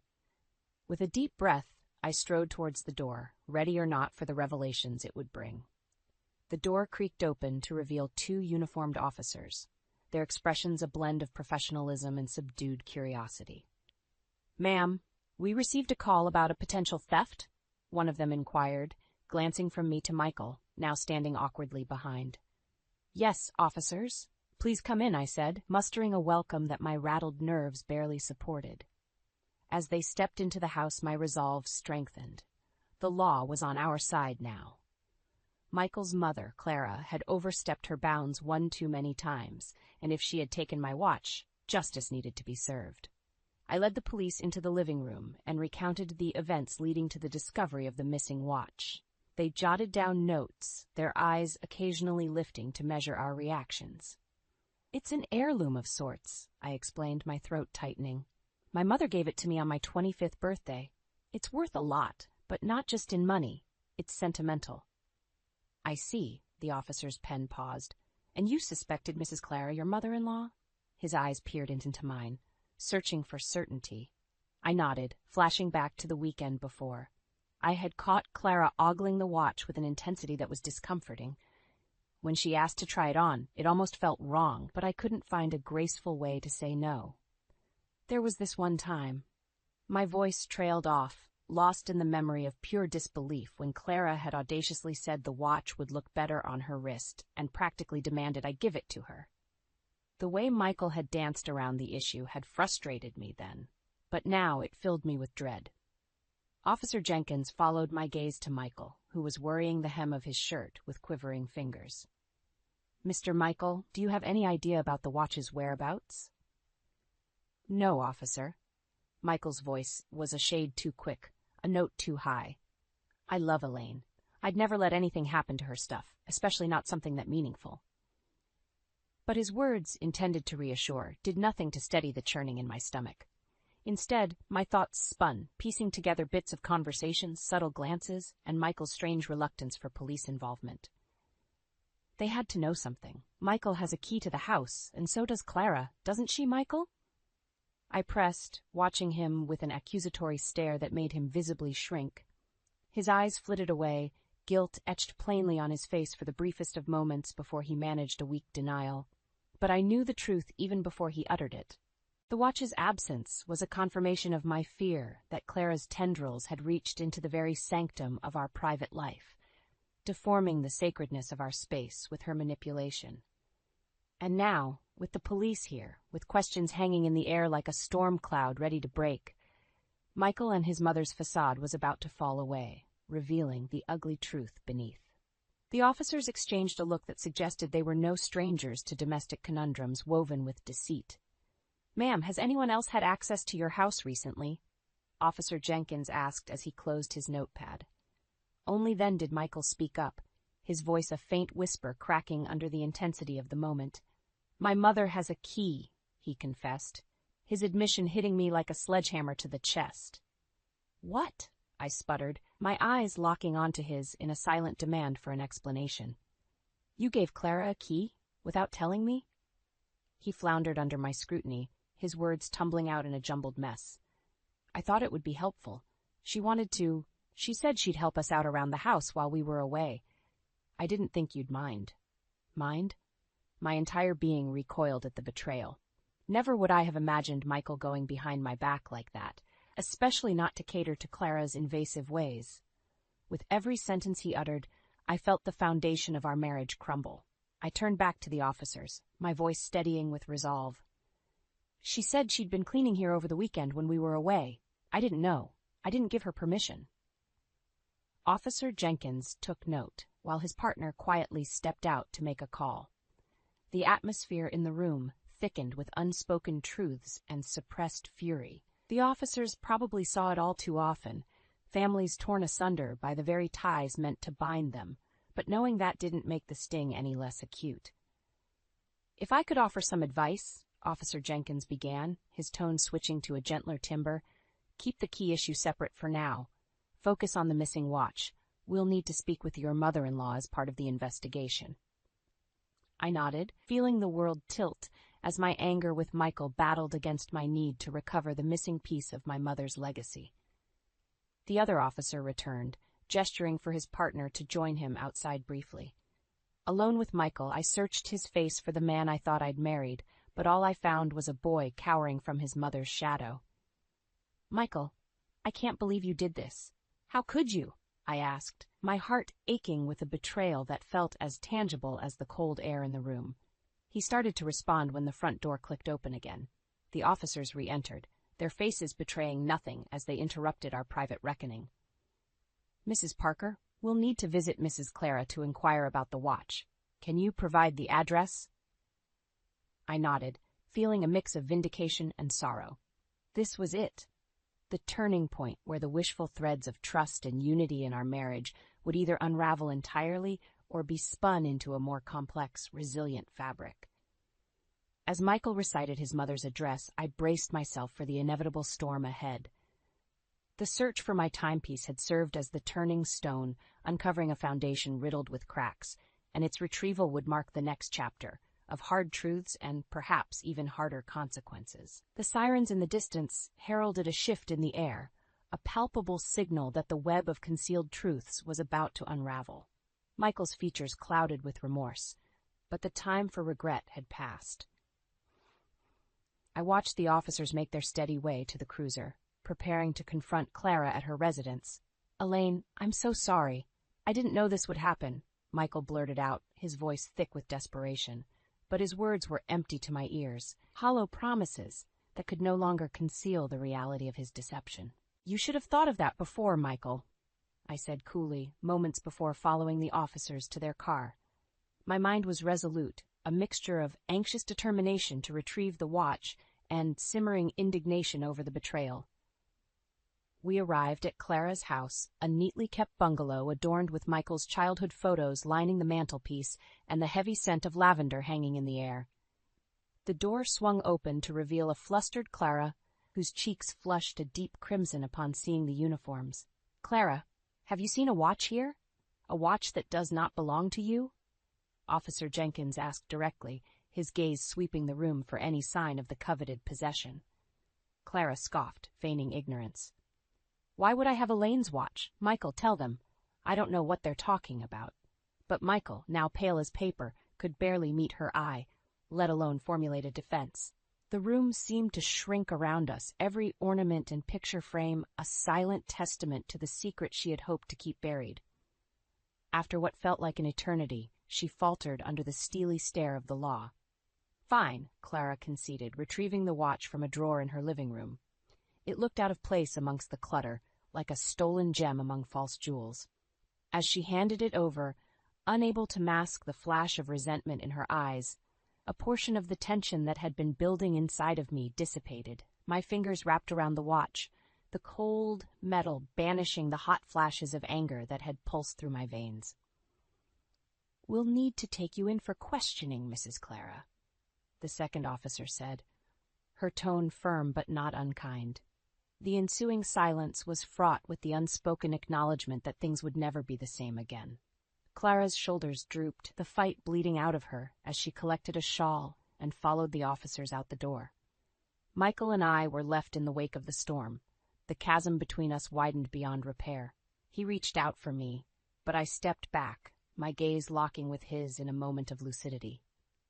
"I trusted you, Michael," I whispered, the watch in my grip grounding me as I prepared to confront both our futures alone. "But that trust is broken now." The silence settled heavily on my shoulders as I stepped out of the house, leaving Michael behind, the watch safely in my possession, but my heart fractured in ways I hadn't anticipated. Soon, I'd have to pick up the pieces, but for now, I let the gravity of betrayal and newfound independence wash over me. As the officers drove away, the engine's hum and the fading sirens underscored the gravity of what had transpired. In the cool blue twilight of that tumultuous day, I sat on the steps outside Clara's house, clutching the recovered watch to my chest, the timepiece a bitter reminder of the intertwined love and lies that had governed my life. Michael emerged from the doorway, his footsteps hesitant as he approached where I sat. "Elaine," he murmured, his voice laden with regret. I didn't look up. "You lied to me, Michael," I stated plainly, cutting through the myriad of emotions with a scalpel-sharp clarity. "You put your mother before your wife, and now, here we are." He sat beside me, exuding a sense of defeat that seemed to fill the space between us. "I know," he conceded. "I was wrong, but I never wanted it to come to this." "Intentions don't always matter, Michael. Actions do. I can't just dismiss what happened because you're sorry." He nodded, his silence a tacit acknowledgement of the gulf that had widened too far to bridge with apologies. In the silent contemplation that followed, I found myself thinking about my mother. She'd raised me to be strong, to value honesty and integrity in relationships. But she also instilled in me the understanding that mistakes, even painful ones, were part of life's journey, opportunities for growth and self-reflection. I rose from the steps, the watch's weight a grounding presence on my palm. "I need time, Michael, to think about where we go from here, where I go from here." He didn't try to stop me as I walked away, each step stirring a potent mix of sorrow for what was being left behind and resolve for the uncertainty ahead. In the days that followed the incident, I contemplated my next steps. The divorce wasn't easy, accompanied by whispered rumors and sympathetic glances. But it was necessary. A step closer toward healing and away from a marriage marred by disillusionment. The once formidable figure of Clara, broken by the repercussions of her actions, had paid the price for the damage done. Her savings were depleted to compensate for the watch's restoration, and the rift between her and Michael grew into an insurmountable chasm. Faced with the harsh realities of her choices, she lived a muted existence, a shadow of her former self. Michael, burdened with regret and tarnished by the domestic turmoil that seeped into the corners of his professional life, left his job amidst the ensuing whispers and speculation. The echoes of our fractured union shadowed him long after our paths diverged. As for me, I returned to the watch box, placing the wristwatch back within the soft velvet confines. It represented a time both treasured and tormented. A period in my life that was over, but would forever realign my perspective on trust, love, and independence. The road ahead was mine to walk alone, and I took my first steps with the certainty that no matter what lay before me, I would rise above the challenges, fortified by the lessons of the past. I was ready to weave a new chapter, appreciate newfound freedoms, and cultivate a future forged from the strength gained in the storm's eye. My name is Sarah, a dedicated mother of 2 wonderful kids. Michael, my husband, is a hardworking man who spends most of his days at his job. We have a lovely 3-year-old daughter named Lily, and our youngest, Mia, is just a year old. Life is generally good for our ordinary family, but there's one thing that constantly nags at me. My mother-in-law, Linda. It feels like Linda comes over at the most inconvenient times, especially during dinner preparation. Without much warning, she walks into our home, just as she often does. It's not a fixed schedule, but she shows up around this time frequently enough that Lily hardly even looks away from her favorite cartoon. "Sarah, is this fried food again?" Linda's disapproval is evident. "That's not good. It's so oily. You need to take better care of Michael's stomach when he comes home tired from work. It's not good for the grandkids either." "But Lily really likes it," I reply hesitantly. "Well, that's because you only feed her junk. Look, I've made a creamy vegetable stew and minestrone for you. It's essential for the kids to get used to Western food from an early age."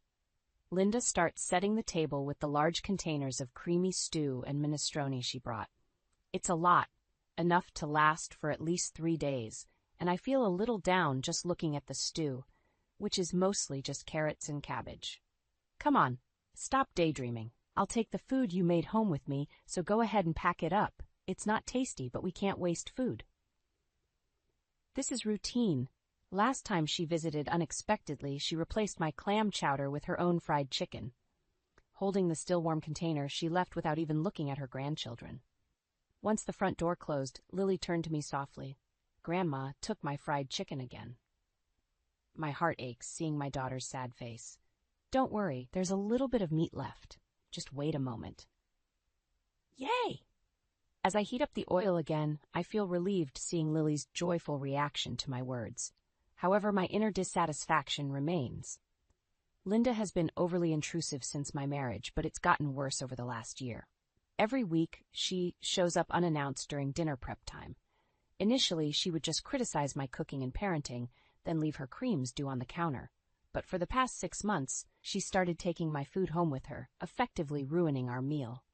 I can't imagine Linda, who lives alone since my father-in-law passed away, eating all 3 servings. She's probably throwing it away. As I prepare baby food and distract the kids, I manage to cook. It's tough, but seeing my family's happy faces keeps me going. Yet my fried chicken, braised pork, mapo tofu, and hamburgers, all of it gets taken away. I grew up in a family that ran a restaurant, and my dad taught me how to cook. So I'm confident in my culinary skills. And yes, I think my food tastes better than Linda's overly sweet creams do. It irks me to have my skills negated by her. But with Lily and Mia in the picture, I've been struggling to stand up to Linda, their grandma. More cream stew? Michael, who comes home after the kids have gone to sleep, makes a face when he sees dinner. Since only Lily's share of fried chicken was left, I served Michael a large platter of the cream stew. What can I do? It's what Linda brings over. If you don't like it, you tell her. "Yeah, I guess." Michael pokes at the stew, as non-committal as ever, She shows up without considering Mia's nap time and even takes away Lily's favorite foods right in front of her. Well, she's lonely since Dad died. That was 2 years ago. How much longer do I have to put up with this? Yeah, I guess. Michael is usually reliable, but he avoids confrontation when Linda is involved. Another pointless conversation goes by, and I let out a deep sigh. The only silver lining is that she hasn't suggested moving in. One day, tired of the same old routine, Linda says something different when she drops by during dinner as usual. Sarah, this Christmas, everyone's gathering at our place. What? I exclaim in surprise. After Michael's father passed away last year, we couldn't really do anything, right? We've been relying on relatives from his side since the funeral, so I'm inviting them to our home as a way of saying thank you. I try to hide my reluctance, but it's challenging. Linda has always been in the habit of hosting family gatherings at her brother-in-law's or her own childhood home for Christmas and family reunions. Hosting it at her place is a significant change. Sounds exhausting, I respond with a lack of enthusiasm to Linda's arrogant tone, wondering how she plans to host people suddenly when we've always gathered elsewhere for such occasions. She frowns at me, looking like she's dealing with someone of lesser intelligence. You're not just a bystander here. You'll be helping too. What? Come over on the 24th and help clean up. Your sisters-in-law will be there as well, and we'll need all the hands we can get. Stunned by Linda's audacious decision, I try to quickly object. But Mia is so young. Just use a baby carrier or something. That's how women used to do it back in the day.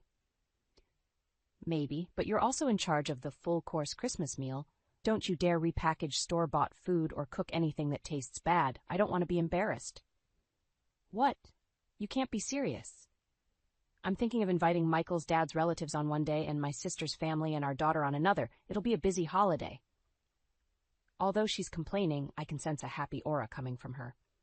Hold on. The one who's going to be busy is me, not you. As the daughter-in-law of this family's eldest son, do your duty properly, okay? Having had her say, my satisfied Linda leaves the meal untouched and heads out, leaving me stunned and my surprised son behind. She doesn't forget to pack the shrimp gratin that just needs to be baked, though. That night, when I tell Michael about it, he's as bewildered as I am. What? She's planning a party from Christmas, even inviting Dad's side of the family when he's not here? Yes, that's the plan. Well, maybe Mom's lonely. I finally lose my temper at Michael's predictable response. Think about what it's like for me, always being pushed around. Seeing Michael's face turn to an unmistakable, uh-oh, he goes silent. But even he realizes that this time it's too much and lets out a resigned sigh. All right, I'll handle the cleaning and entertaining the relatives. Really? I'm glad to hear Michael's proposal. It gives me some direction. But can you still cook the full-course Christmas meal? Just for this year, let's keep Mom's reputation intact. Plus, everyone in the family loves your cooking.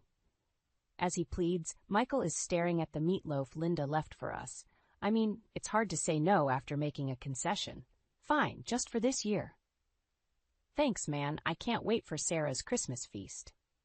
Geez, you're in high spirits, aren't you? Being praised isn't so bad, and I don't mind cooking for people, so I brace myself that it's just for this time and agree to prepare a full-course Christmas meal.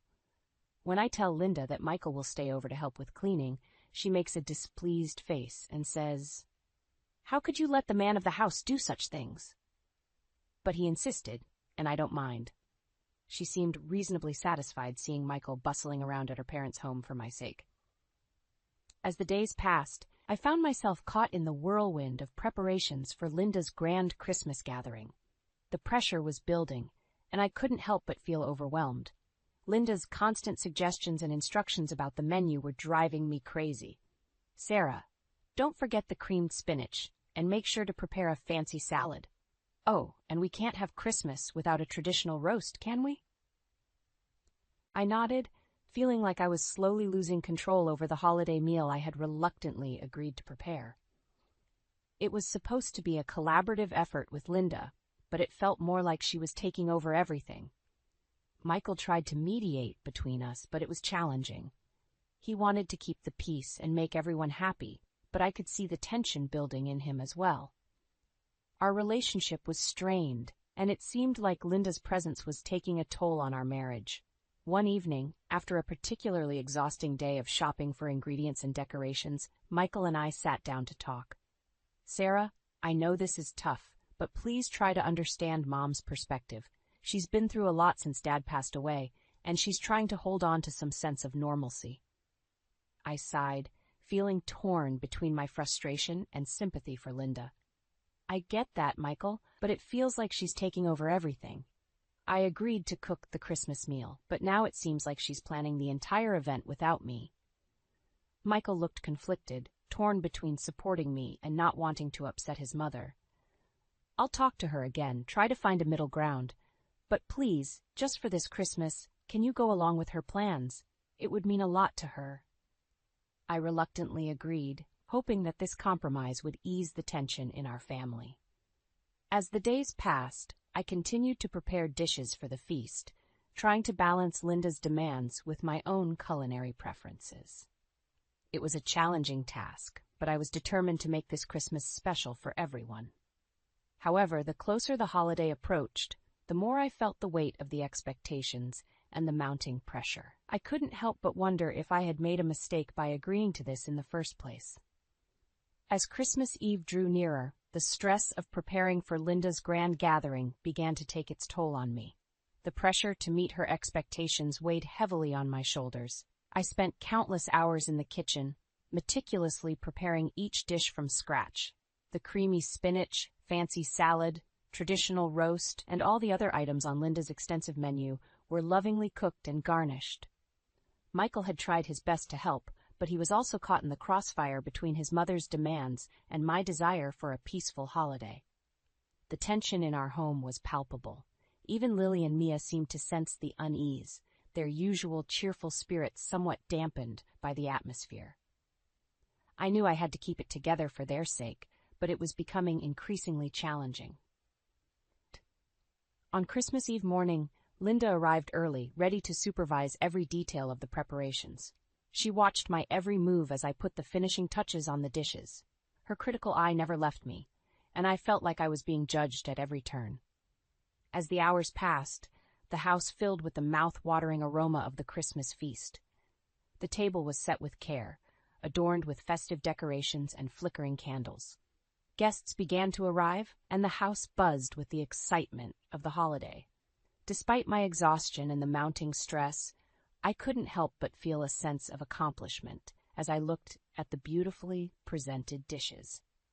This was my chance to prove myself, to show Linda that I could handle the responsibility she had entrusted me with. As the meal began, the first few bites were met with polite compliments from the guests. Linda's face lit up with satisfaction as she received praise for her meticulously planned Christmas gathering. I kept a watchful eye on Michael, who was doing his best to mediate between his mother and me. But as the meal progressed, something unexpected happened. Sophia, Linda's sister, began to compliment the dishes one by one, praising their flavors and presentation. She seemed genuinely impressed by the food. Sophia's words caught the attention of the other guests, and soon the entire table was filled with compliments and appreciation for the meal. Linda's smile faltered as she realized that the credit for the delicious food was being showered on me, not her. I watched as Linda's face turned from satisfaction to frustration.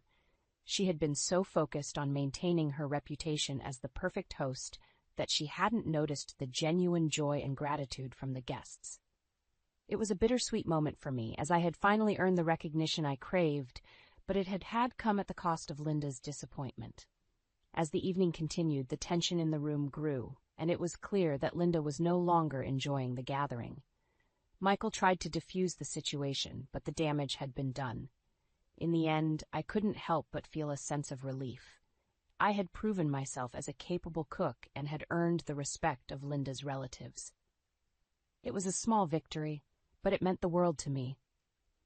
As the guests departed, I couldn't help but wonder what the future held for our family. The holiday had brought both joy and conflict, and it was clear that our relationship with Linda would never be the same. The days following the Christmas gathering were filled with a palpable tension in our household. Linda had been noticeably distant, and our interactions were strained. It was clear that she was still upset about the events of that evening. Michael, caught in the middle of the conflict between his mother and me, tried his best to mediate. He urged Linda to talk to me and address her feelings, but she remained stubbornly silent. One evening, after Linda had left our home, Michael and I sat down to discuss the situation. It had become increasingly clear that the rift between Linda and me needed to be resolved. "Sarah, I think it's time for a conversation with Mom," Michael said, his voice filled with concern. "This tension is tearing our family apart, and it's not healthy for any of us." I nodded in agreement, feeling the weight of the situation on my shoulders. "You're right, Michael. It's been hard on all of us, especially the kids. But I don't know how to approach her. She's been so distant and unwilling to talk." Michael sighed, running a hand through his hair in frustration. "I'll talk to her again and try to convince her to sit down with you. Maybe if I'm there as well, we can have an open and honest conversation." I appreciated Michael's willingness to help, and we made plans to confront Linda together. It was clear that something needed to change for the sake of our family's well-being. A few days later, we gathered in Linda's living room, the atmosphere heavy with tension. Linda looked uncomfortable, but she agreed to the meeting. Michael took the lead, addressing Linda gently but firmly. "Mom, we can't continue like this. The tension between you and Sarah is affecting all of us, especially the kids. We need to find a way to resolve our differences and move forward as a family." Linda remained silent for a moment, her gaze fixed on the floor. Finally she spoke, her voice filled with a mixture of frustration and sadness. "I just wanted everything to be perfect for Christmas. I didn't mean to overshadow Sarah's efforts or make her feel like she wasn't appreciated." I took a deep breath, choosing my words carefully. "Linda, I understand that you wanted the best for the family, but it became overwhelming for me. I felt like my efforts were being dismissed, and it created a lot of stress. I just wanted to contribute to the holiday in my way." Tears welled up in Linda's eyes as she looked at me. "I didn't realize how much I was hurting you. I'm so sorry, Sarah. I never meant for it to come to this." We continued to talk, addressing our feelings and concerns openly and honestly. It was a difficult conversation, but it was also cathartic. Linda admitted that she had been struggling with her grief and had been trying to hold on to traditions to feel close to her late husband. In the end, we reached an understanding. We agreed to communicate better and find a way to celebrate holidays and family gatherings that honored both our traditions and contributions. It was a step toward healing the rift in our family. As the days passed, Linda and I gradually began to rebuild our relationship. It wasn't easy, but we both recognized the importance of family and the need to support each other. Our family gatherings became more harmonious, and the tension that had once hung in the air began to dissipate. Looking back, I realized that the Christmas gathering had been a turning point for our family. It had forced us to confront our issues and work towards a resolution.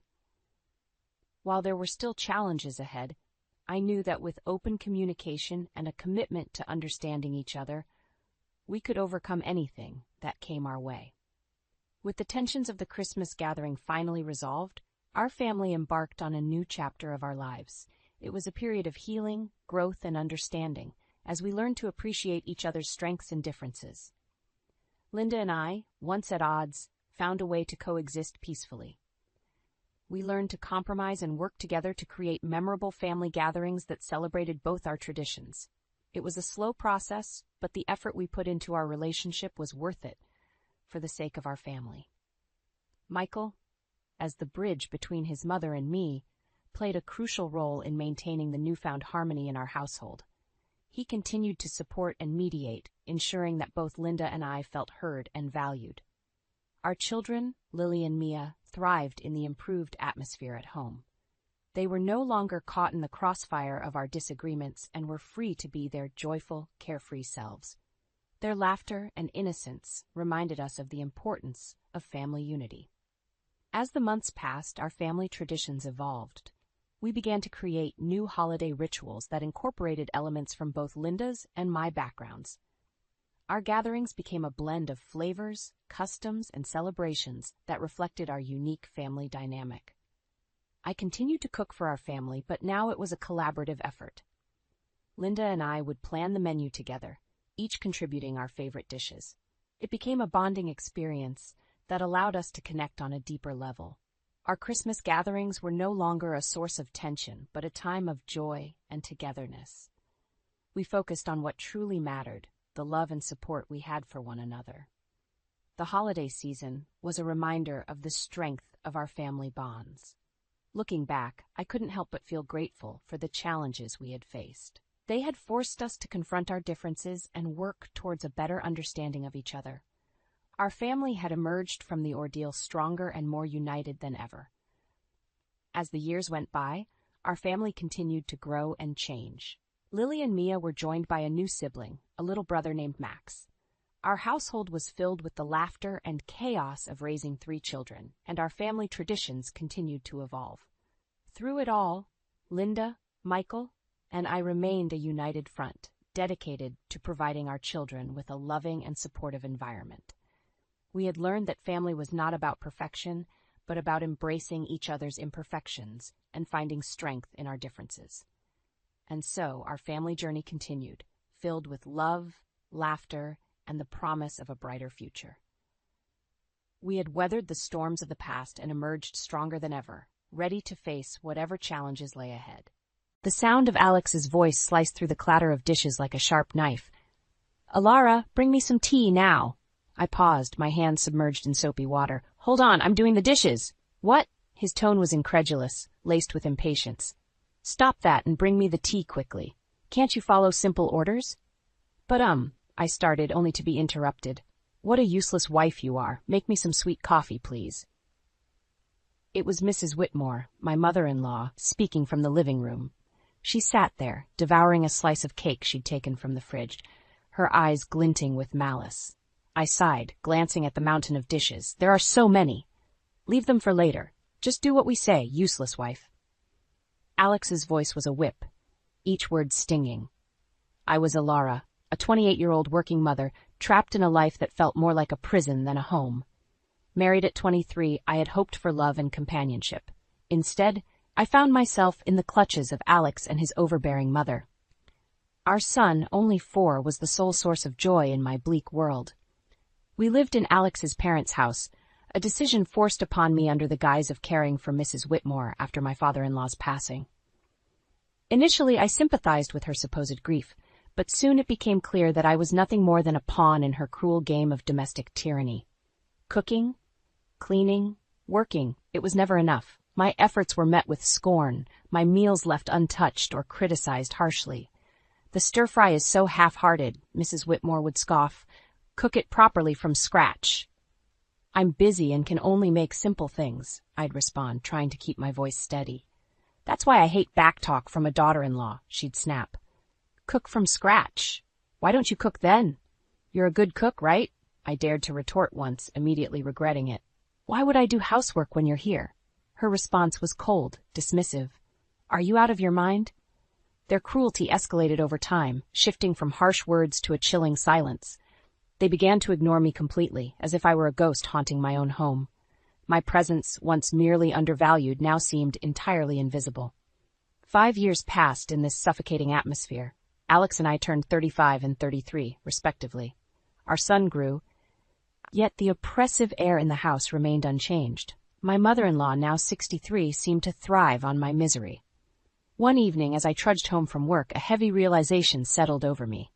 My existence seemed pointless in their eyes. I was a shadow, unseen and unheard. The only voice that acknowledged me was that of my son. The thought of losing even that small recognition was unbearable. Returning home, I began cooking immediately, trying to push away the gloom. I prepared mapo tofu, fried chicken, and a stir-fry with bell peppers and pork, hoping to bring some semblance of normalcy to our dinner. "Bring me the mayo," Alex commanded abruptly, breaking his long silence. "Sure, here you are," I replied, handing him the mayonnaise. His first words to me in ages were not of gratitude or conversation, but a mere order. It was the final straw, the breaking point of my patience and tolerance. The evening took a turn for the worse when Mrs. Whitmore demanded, "Clean the toilet." "What? Now?" I was aghast. "Yes, now," she insisted, her voice dripping with venom. I snapped back, unable to contain my frustration. Don't say such a thing while we're eating. It's nasty. Just like your heart, she hissed. Our argument escalated quickly, with Alex interjecting, demanding I apologize to his mother. But I refused, standing my ground for the first time in years. The conflict reached its peak, and in that moment, a decision crystallized within me. I needed to escape this toxic environment, not just for my sake, but for my son's as well. I retreated to my room, my resolve hardening. I downloaded divorce papers, filled them out, and slammed them in front of Alex. His shock was palpable, but I felt nothing but a cold determination. I'm filing these, I declared, my voice steady. As I stood there facing my husband's bewildered expression, I realized I had finally stepped out of the shadows. It was time to reclaim my life. The days following my declaration of divorce were a whirlwind of cold glares and biting remarks. But amidst this storm, I found an unfamiliar sense of liberation.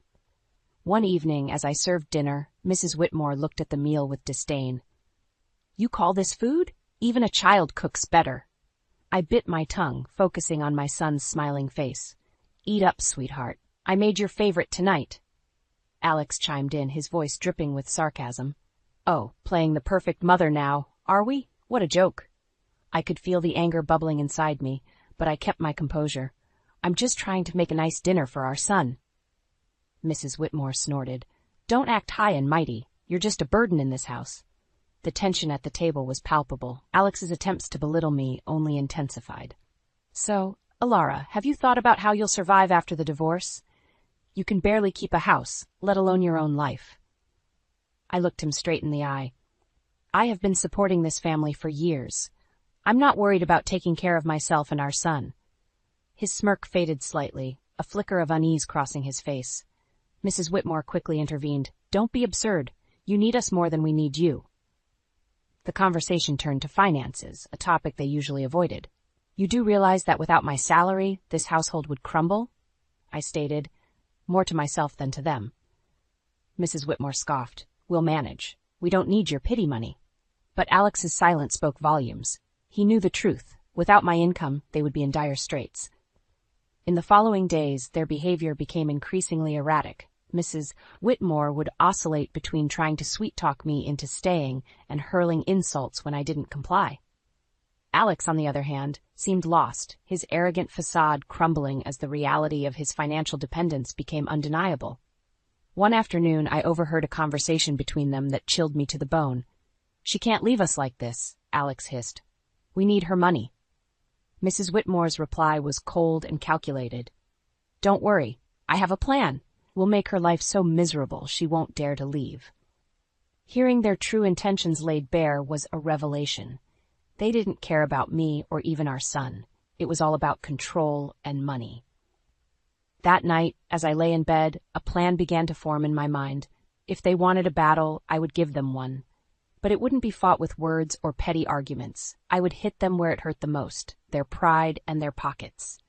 The next morning, I started putting my plan into action. I contacted a lawyer, a sharp, no-nonsense woman who came highly recommended. "I want a divorce, and I want to make sure they don't get a penny more than they deserve," I told her. She nodded, her eyes glinting with determination. "We'll make sure of that. You've been the sole breadwinner, right? We'll use that." As the days passed, my resolve only grew stronger. I started documenting everything, the insults, the financial manipulation, even the smallest of grievances. It was time to turn the tables.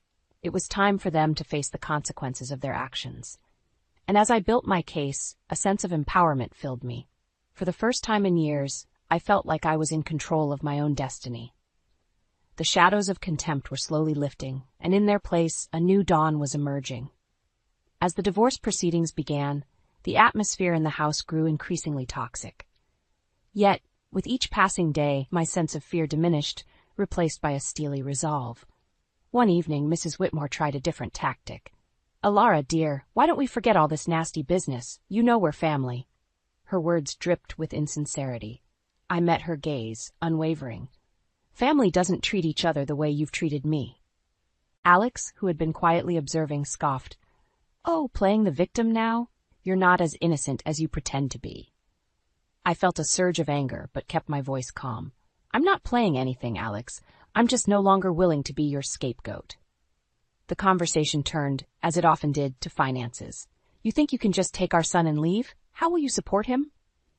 Alex challenged. I smiled, a small, confident curve of my lips. I've been supporting this family for years. I think I can manage. Mrs. Whitmore's expression twisted into a sneer. You're nothing without us. You'll come crawling back. But their words no longer held power over me. I knew my worth, and I knew the truth. The next day, I met with my lawyer again. She laid out the strategy clearly. We'll expose their financial dependency on you. It will play a crucial role in the custody battle and the division of assets. I nodded, feeling a sense of vindication. The law was on my side, and I was ready to fight. Back at home, the tension reached a boiling point. Mrs. Whitmore's attempts to undermine me became more desperate. You think you're so smart, she spat one evening. But you're just a cold-hearted woman, abandoning your family. I looked her straight in the eyes. No, I'm a woman who's finally standing up for herself. Alex jumped in, his voice laced with venom. You'll regret this. You can't survive without me. But his threats fell on deaf ears. I was done being intimidated. As the days went by, my preparations for the court battle intensified. I gathered financial statements, recorded their abusive remarks, and collected evidence of their negligence. One afternoon, as I was organizing my documents, my son came to me. Mom, are we going to be okay? His voice was small, uncertain. I pulled him into a hug, feeling a surge of protectiveness. Yes, sweetheart, we're going to be just fine. We're leaving this place, and we're going to start a new, happy life. Just you and me. His arms tightened around me, and in that moment, I knew I was making the right decision. I was fighting, not just for myself, but for my son's future. The day of the court hearing loomed closer, and with it, a sense of impending freedom. I was ready to face Alex and Mrs. Whitmore, ready to end their reign of control and emotional abuse. I was ready to reclaim my life and give my son the peace and happiness he deserved. It was time for justice, and I was determined to see it served. The day of the court hearing arrived, a day I had been anticipating with a mix of dread and determination. As I sat across from Alex and Mrs. Whitmore in the courtroom, I felt a sense of surrealism. This was the moment where everything would change. The proceedings began with a cold formality. Alex's lawyer portrayed him as a devoted husband and father, struggling under the weight of false accusations. Mrs. Whitmore played the part of the grieving mother-in-law, wronged by an ungrateful daughter-in-law. But their performance was transparent, their lies brittle. When my turn came, I spoke clearly, my voice steady. I have been the sole provider for this family for years. My husband's unemployment and his mother's manipulation have been constant sources of strain. Alex interjected, his voice laced with false hurt. Alara, how can you say these things? I've always supported you. I turned to him, my gaze unwavering. Support is more than just words, Alex. It's about actions, and your actions have shown nothing but selfishness and cruelty. The judge listened intently as I presented my evidence. Financial statements, recordings of their verbal abuse, testimonies from neighbors who had witnessed their behavior. The truth was undeniable. As the evidence mounted, Alex's facade began to crumble. Mrs. Whitmore's composure cracked, her mask of innocence slipping away. The courtroom was silent, the air thick with tension. Then came the revelation that sealed their fate. My lawyer presented photographs and documents proving Alex's infidelity and Mrs. Whitmore's illicit affair with a wealthy neighbor, Mr. Harwood. The courtroom erupted in murmurs as the images were displayed, showing them in compromising positions, their deception laid bare for all to see. Alex's face turned ashen, his eyes wide with shock. Mrs. Whitmore's expression twisted into one of fury, her hands trembling. You invaded our privacy. Mrs. Whitmore shrieked, her voice shrill. I looked at her, my voice calm but firm. No, I exposed the truth, a truth that you both have been hiding for too long.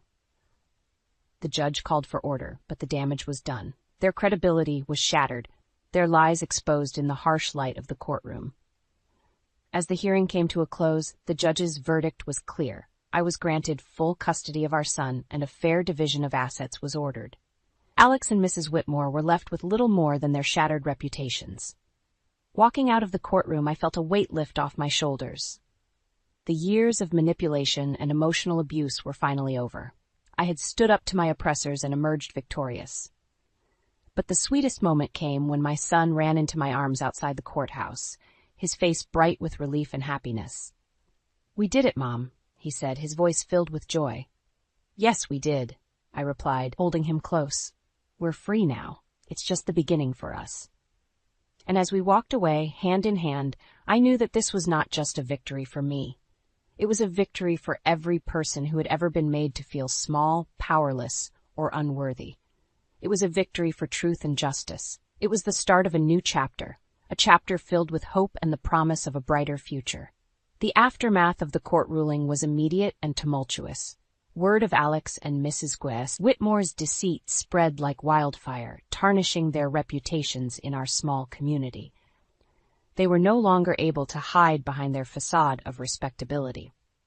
In the days following the verdict, I focused on rebuilding my life with my son, but I couldn't ignore the sense of satisfaction that came from knowing Alex and Mrs. Whitmore were facing the consequences of their actions. One evening, as I was preparing dinner, I received an unexpected visitor. It was Mr. Harwood's wife, Mrs. Harwood, her eyes red with unshed tears. "Alara, I heard about everything.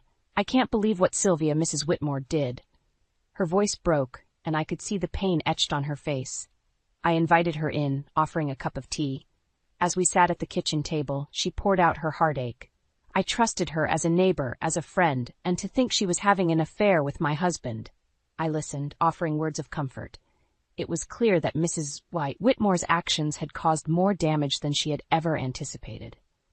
The next day I encountered Alex in town. He was a shadow of the man he once was, his arrogance replaced by a look of defeat. "Alara, please, can we talk?" he asked, his voice barely above a whisper. I stopped, facing him. "What is there to talk about, Alex?" He fidgeted, unable to meet my eyes. I'm sorry for everything. I didn't realize how much I depended on you, on your strength." His apology, though late, was a testament to the shift in power. He had lost everything, his dignity, his home, his family, and in that loss he had finally recognized his own faults. But it was Mrs. Whitmore who faced the harshest backlash. Her affair with Mr. Harwood had not only ruined her reputation, but had also led to legal troubles. Mrs. Harwood had filed for divorce and was pursuing a lawsuit against her for alienation of affection. I heard about Mrs. Whitmore's plight from neighbors, the whispers and rumors painting a picture of a woman undone by her own actions. She had become an outcast, shunned by those she had once considered friends. One afternoon, I saw her at the grocery store, her eyes downcast as she hurried through the aisles. Our paths crossed, and for a moment our eyes met. The look of resentment and defeat in her eyes was unmistakable. "You did this to me," she hissed under her breath as she passed by. I watched her go, feeling a mix of pity and vindication. "No, Sylvia, you did this to yourself," I whispered to myself. The tides of justice had turned, and the consequences of their actions were now inescapable. Alex and Mrs. Whitmore were living the life they had crafted through years of deceit and manipulation. And as I watched them struggle with the aftermath, I knew that the best revenge was living well, free from their toxic influence. As I turned my focus back to my son and our new life, I realized that this was not just a story of revenge. It was a story of liberation, of breaking free from the chains of abuse and control. And as I looked to the future, I knew that the best was yet to come. I sat quietly beside the bed, watching Emily, my wife, as she rested. She was overdue, and each day seemed to stretch endlessly, a quiet anticipation hanging in the air. "Emily," I whispered, brushing a strand of hair from her forehead. She stirred, her eyes slowly opening. "How long have you been sitting there?" she asked, her voice tinged with sleep. "Long enough to remember why I fell in love with you," I replied, trying to infuse some lightness into the moment. She smiled, but it was shadowed with unease. "I just wish Margaret would let us have these last few days to ourselves," she said, a hint of frustration in her tone. Margaret, my mother-in-law, had always been a thorn in our side, particularly for Emily. I had witnessed her harsh treatment and unkind words towards Emily over the years, each incident casting a long shadow over our lives. "I spoke to her yesterday," I said, recalling the difficult conversation. "Told her we needed space, especially with the baby coming. The midwife was clear about the stress being bad for both of you." Emily's expression tightened. "And how did she take it?" "About as well as you'd expect. But I was firm. This time is about us, our new family. Her hand found mine, her grip tight. Thank you, she said, her eyes moist. I just can't handle her right now, not with the baby so close. I know, I reassured her, holding her hand firmly. I'll take care of it. We sat together, the unspoken history of Margaret's behavior between us. From demeaning comments to more overt acts of hostility, the impact on Emily was profound. But in that moment, with the gentle morning light around us, I felt a renewed determination. I was ready to protect Emily and our soon-to-be-born child, no matter what it took. As Emily fell back into a light sleep, my thoughts were interrupted by the sound of a car outside. Peering through the window, my heart sank at the sight of Margaret's car in the driveway. She had come uninvited, as was her habit. Taking a deep breath, I stood up. It was time to confront what lay ahead. As I descended the stairs to confront Margaret, my mind raced back through the years, replaying the myriad of ways she had inflicted pain upon Emily. It was like flipping through a dark photo album, each memory a snapshot of cruelty. Emily was 16 when I first met her. Even then, Margaret's shadow loomed large over her life. I remember a high school dance where Emily's hair had been roughly chopped off, an uneven bob that she tried to hide under a hat. Mom thought it would look better short, she had whispered to me, her eyes downcast. That was Margaret, always asserting control, even over Emily's appearance. The abuse wasn't just physical. It was the constant gaslighting, the relentless undermining of Emily's reality. Margaret, aided by David and Alex, would spin tales, weaving false narratives that left Emily questioning her own sanity. They were a united front against her, a family that seemed to relish in her confusion and pain. One particular incident stood out in my mind. It was a family dinner, a supposed celebration of Emily's promotion at work. Instead of congratulations, Margaret had spent the evening belittling Emily's achievements, comparing her unfavorably to Alex, the golden child. You might have a fancy job, but Alex has real skills, she had said, her words dripping with disdain. It was more than just words. There were the unannounced visits, the unwanted gifts that felt more like invasions, the blatant disrespect of our space and privacy. They would sneak into our house when we were out, going through our things, leaving a trail of discomfort and unease in their wake. Their treatment of Alex was a stark contrast. Nearly 40, he lived a life devoid of responsibility or consequences, his every need catered to by Margaret. He was a bully, both physically and verbally abusive, not just to Emily, but to his own parents. Yet, in Margaret's eyes, he could do no wrong. These memories fueled my resolve as I opened the front door. Margaret stood there, her expression one of feigned concern. "Margaret," I greeted her, my tone measured. "What brings you here today?" "I just wanted to see how Emily is doing. You know, with the baby coming and all," she said, her voice dripping with insincerity. "I've told you, Emily needs rest and space. Your visits are stressing her out." Margaret's face twisted into a scowl. "I'm her mother. I have every right to be here." "Not when your presence is harmful." "We've discussed this," I said, standing firm. She huffed, her eyes flashing with anger. "You're keeping me from my daughter and my grandchild." "I'm protecting my family, Margaret. That's my right." As she turned and stormed off, I knew this was far from over. But for now, I had drawn a line, one that I hoped would shield Emily and our child from the shadows of her family's past. The days following my confrontation with Margaret were tense, filled with a silence that was both welcome and foreboding. Emily, sensing the undercurrents, often asked if everything was all right.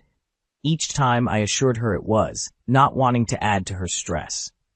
But the truth was, things were far from all right. I couldn't shake the feeling that we were on the edge of something inevitable and potentially explosive. Margaret's visits had stopped, but her presence loomed like a dark cloud over our home. One afternoon, while Emily rested upstairs, I heard a knock at the door. Bracing myself for another round with Margaret, I was surprised to find David standing there, his eyes downcast. "Can we talk?" he asked, his voice barely above a whisper. I nodded, leading him into the living room. The tension was palpable as he sat down, his hands fidgeting in his lap. "It's about Alex," he began, his voice strained. "Margaret doesn't see it, but he's out of control." I listened, my heart heavy, as David recounted recent incidents of Alex's aggression. He spoke of unprovoked outbursts, of physical altercations that left both him and Margaret bruised and shaken. It was a side of Alex I had seen glimpses of, but never to this extent. "He needs help," David concluded, his eyes meeting mine. "But Margaret won't hear of it. She says we're imagining things, that Alex is just spirited." The revelation was jarring, yet not entirely surprising. The family's denial of Alex's behavior, their refusal to acknowledge the damage he caused, was a pattern long established. "I agree, he needs help," I said. "But if Margaret won't see it—" David nodded, a look of resignation on his face. "I just thought you should know, for Emily's sake." After he left, I sat alone, processing the conversation. The situation was more complex than I had realized. It wasn't just Margaret's treatment of Emily. It was the entire family dynamic, a toxic environment that enabled and excused Alex's behavior. I knew then that protecting Emily and our child meant more than just keeping Margaret at bay. It meant acknowledging the brokenness of her family, and perhaps accepting that some fractures were beyond repair. That night, as I lay beside Emily, her hand resting on her swollen belly, I felt a resolve harden within me. Whatever it took, I would shield them from the storm that was brewing, even if it meant cutting ties with a family that was drowning in its own dysfunction. In the days that followed the family gathering, Emily and I talked long into the nights, unraveling the years of manipulation and control exerted by her family. It was a painful process, each conversation unearthing more of the buried trauma she had endured. One evening, as we sat in the living room, Emily's phone buzzed with a message. It was from her cousin, someone we rarely heard from. The text was brief but jarring. "Heard what happened at the dinner. I'm sorry. You deserve better." This simple message from an unexpected source was like a small crack in a dam, and slowly the truth began to seep through. Over the next few days, more messages arrived, each one shedding light on the false narratives that Margaret and her family had spun about us. "We always wondered why you seemed so distant at family events," one read. "I heard your mom talking about how difficult you were, but it never added up," said another. Each message was a revelation, peeling back the layers of deceit we had been enmeshed in. It became increasingly clear that Margaret's influence extended far beyond what we had imagined, tainting our relationships and reputation within the wider family. The most damning revelation came from an unexpected source. David, in a rare moment of candor, confided in me about the extent of Alex's hold over the family. "He's threatened us, you know," David admitted, his voice barely above a whisper. "If we don't do as he says, he becomes violent. We're afraid of him." This confession was a chilling insight into the dysfunction at the heart of Emily's family. Alex, enabled and protected by Margaret, had become a tyrant in his own home, his actions unchecked and excused. As these truths came to light, Emily's resolve hardened. "We can't be part of this anymore," she said one night, her voice steady despite the tears in her eyes. "It's not just about us now, it's about our child. I won't let them grow up in the shadow of this madness." I held her close, my own emotions a tumult of anger, sadness, and protective fierceness. "We'll start anew," I promised. "We'll build our own family, free from all this." The decision to cut ties with her family was not an easy one for Emily, but it was necessary. We began the process of disentangling our lives from theirs, each step a move towards freedom and healing. As we prepared for the birth of our child, I felt a weight lifting from our shoulders. We were stepping out of the shadows into a future we would shape on our own terms. The day our child was born was a day of mixed emotions. As I held our baby for the first time, looking into those innocent eyes, I felt a surge of love and protectiveness unlike anything I had ever known. But lurking in the back of my mind was the knowledge of the confrontation that awaited us. Emily, exhausted but radiant, cradled our baby gently. "We did it," she whispered, her eyes shining with tears. "We have our family now." I nodded, my heart swelling with pride and love. But as we basked in the joy of our new arrival, I couldn't shake the feeling of impending conflict. Margaret had made it clear she expected to be a part of our child's life, but after everything, that was impossible. In the days that followed, as we adjusted to our new life, the reality of our situation became increasingly clear. Margaret's attempts to insert herself into our lives intensified. She called repeatedly, each message a mix of sweet talk and veiled threats. The final straw came one afternoon when we found a pile of gifts outside our door, all from Margaret. Among them was a note, "To my grandchild, who I will see, no matter what." That night, Emily and I sat down and made the decision. We would go completely no contact with her family. It was the only way to protect our child and ourselves from the cycle of abuse and manipulation. The process was painful, filled with legal consultations and emotional discussions.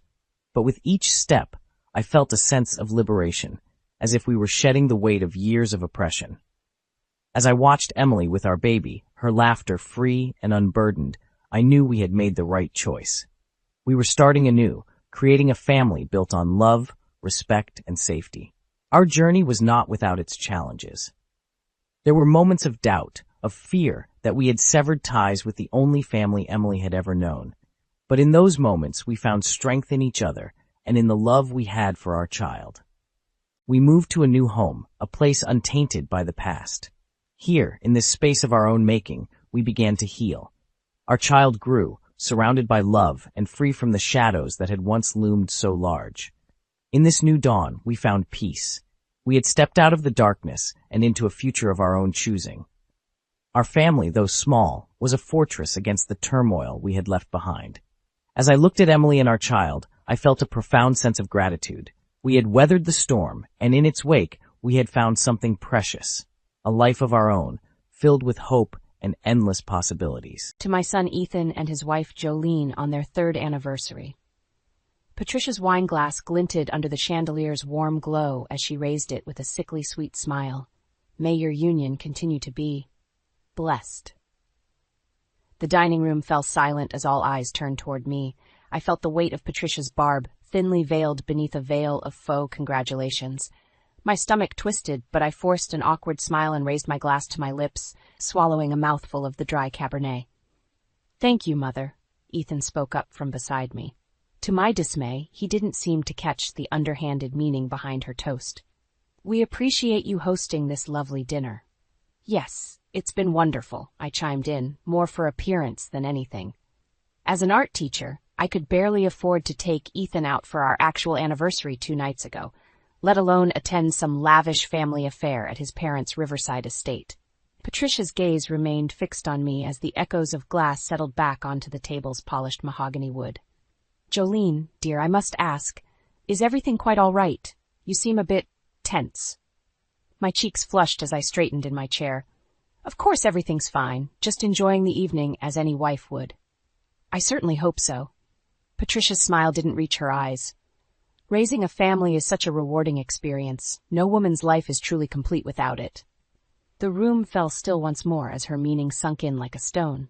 Ethan and I had been trying, unsuccessfully so far, to conceive our first child.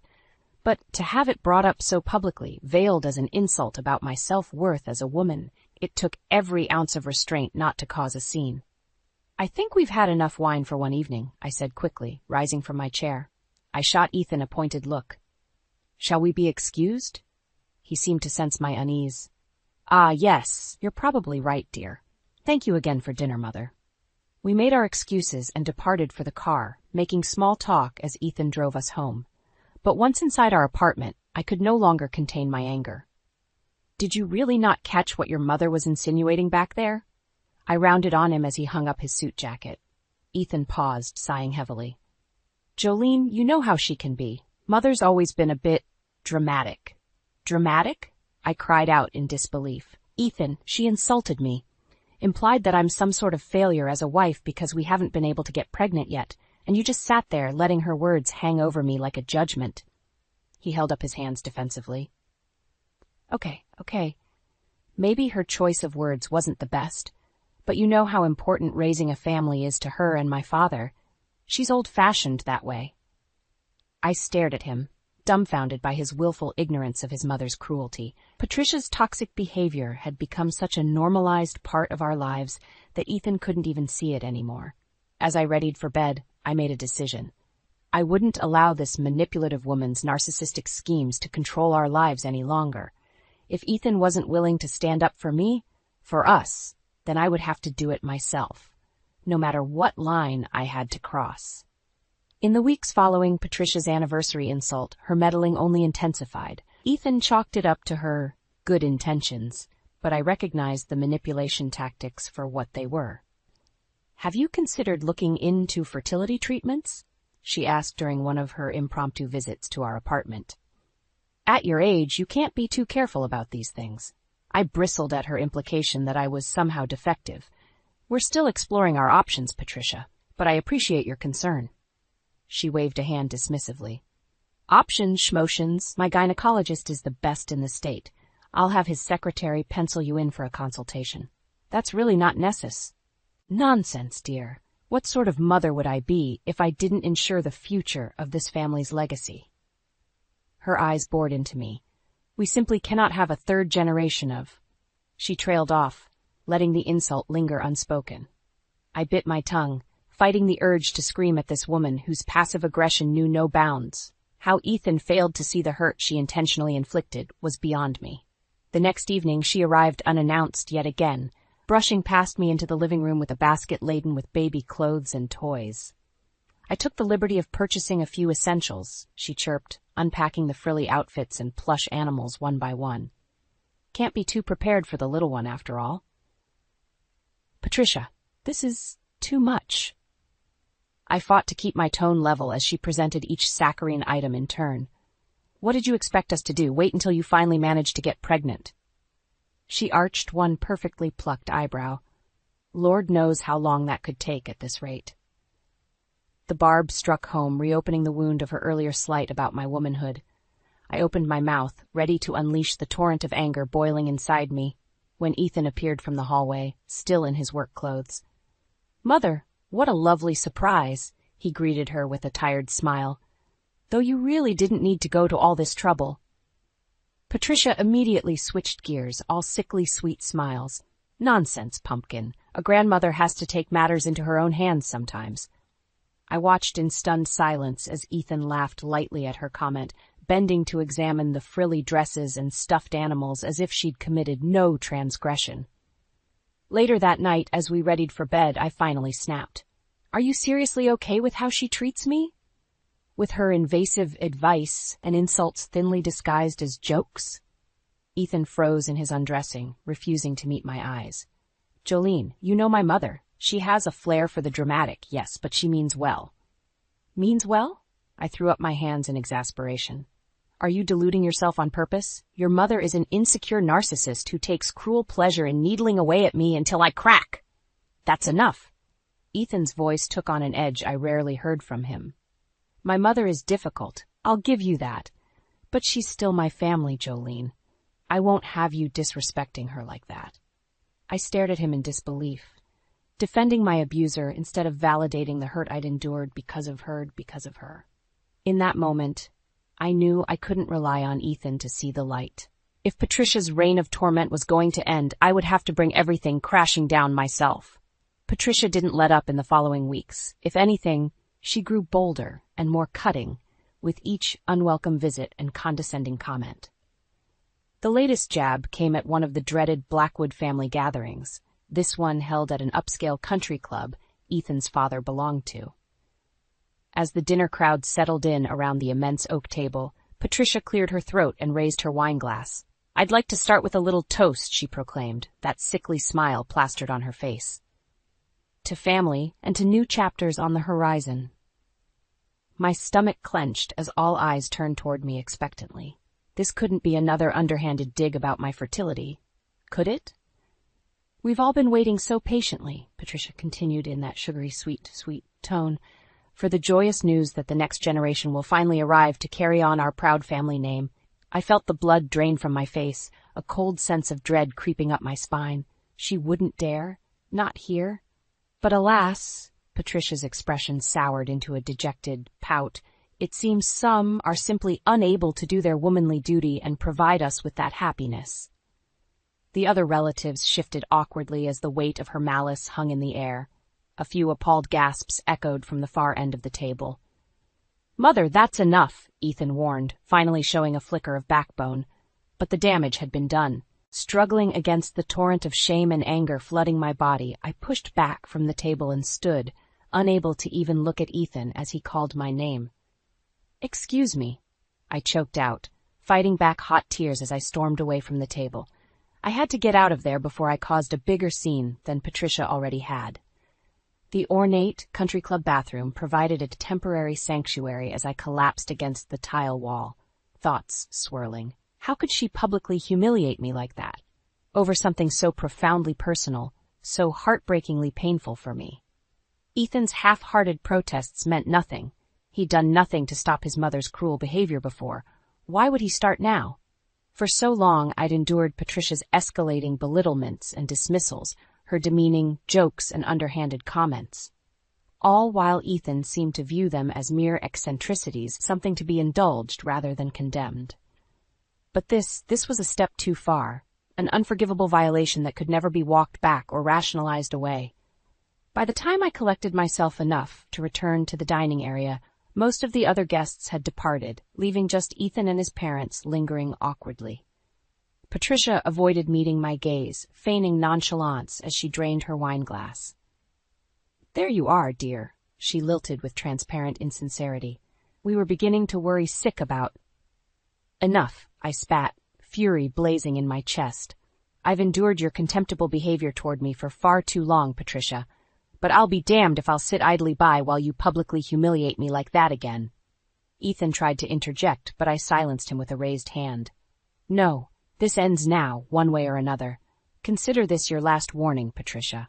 My voice dripped with venom as I turned on my heel and strode away, leaving a stunned silence in my wake.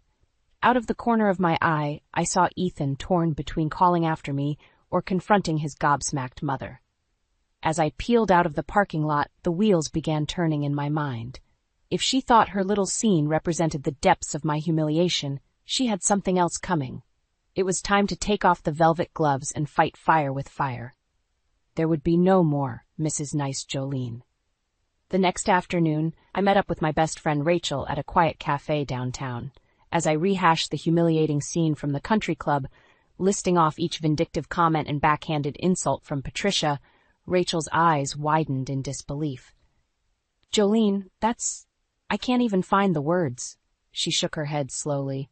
"How does Ethan not see what a manipulative witch his mother is?" I shrugged helplessly.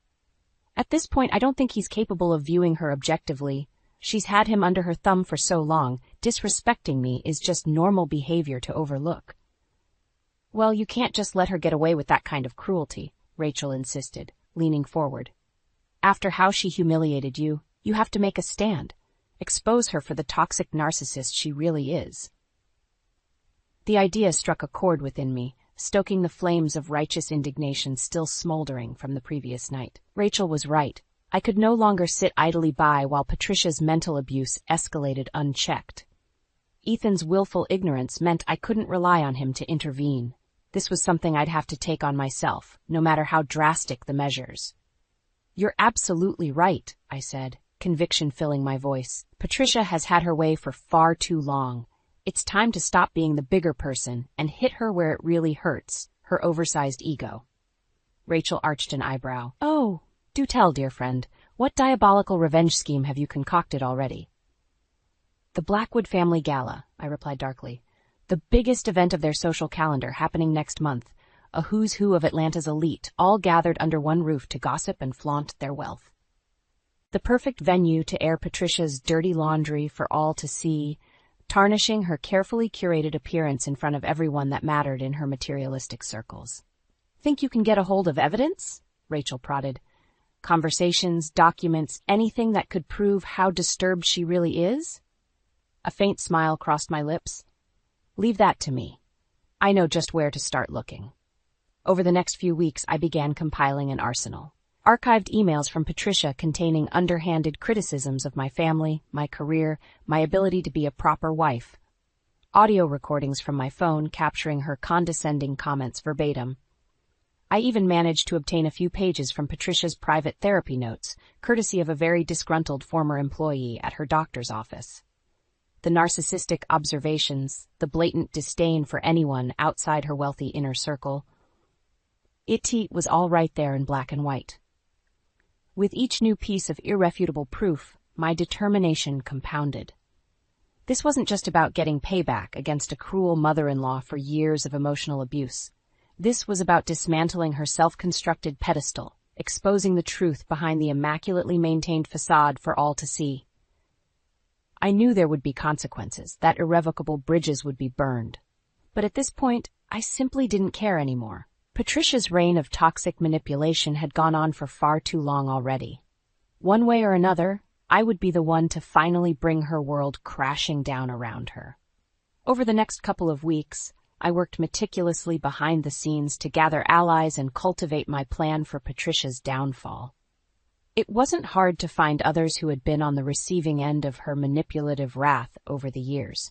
My first co-conspirator was Ethan's cousin, Maya. At the latest Blackwood family gathering, I pulled her aside during the dinner reception. "I take it Patricia hasn't been any kinder to you over the years?" I asked without preamble. Maya's eyebrows shot up, but she quickly recovered with a humorless chuckle. "The woman's cruelty knows no bounds. Why, just last Christmas she had the gall to disparage my body in front of the whole family." She leaned in with a conspiratorial smirk. "Let's just say the molt hasn't been kind since giving birth." "Say no more," I assured her.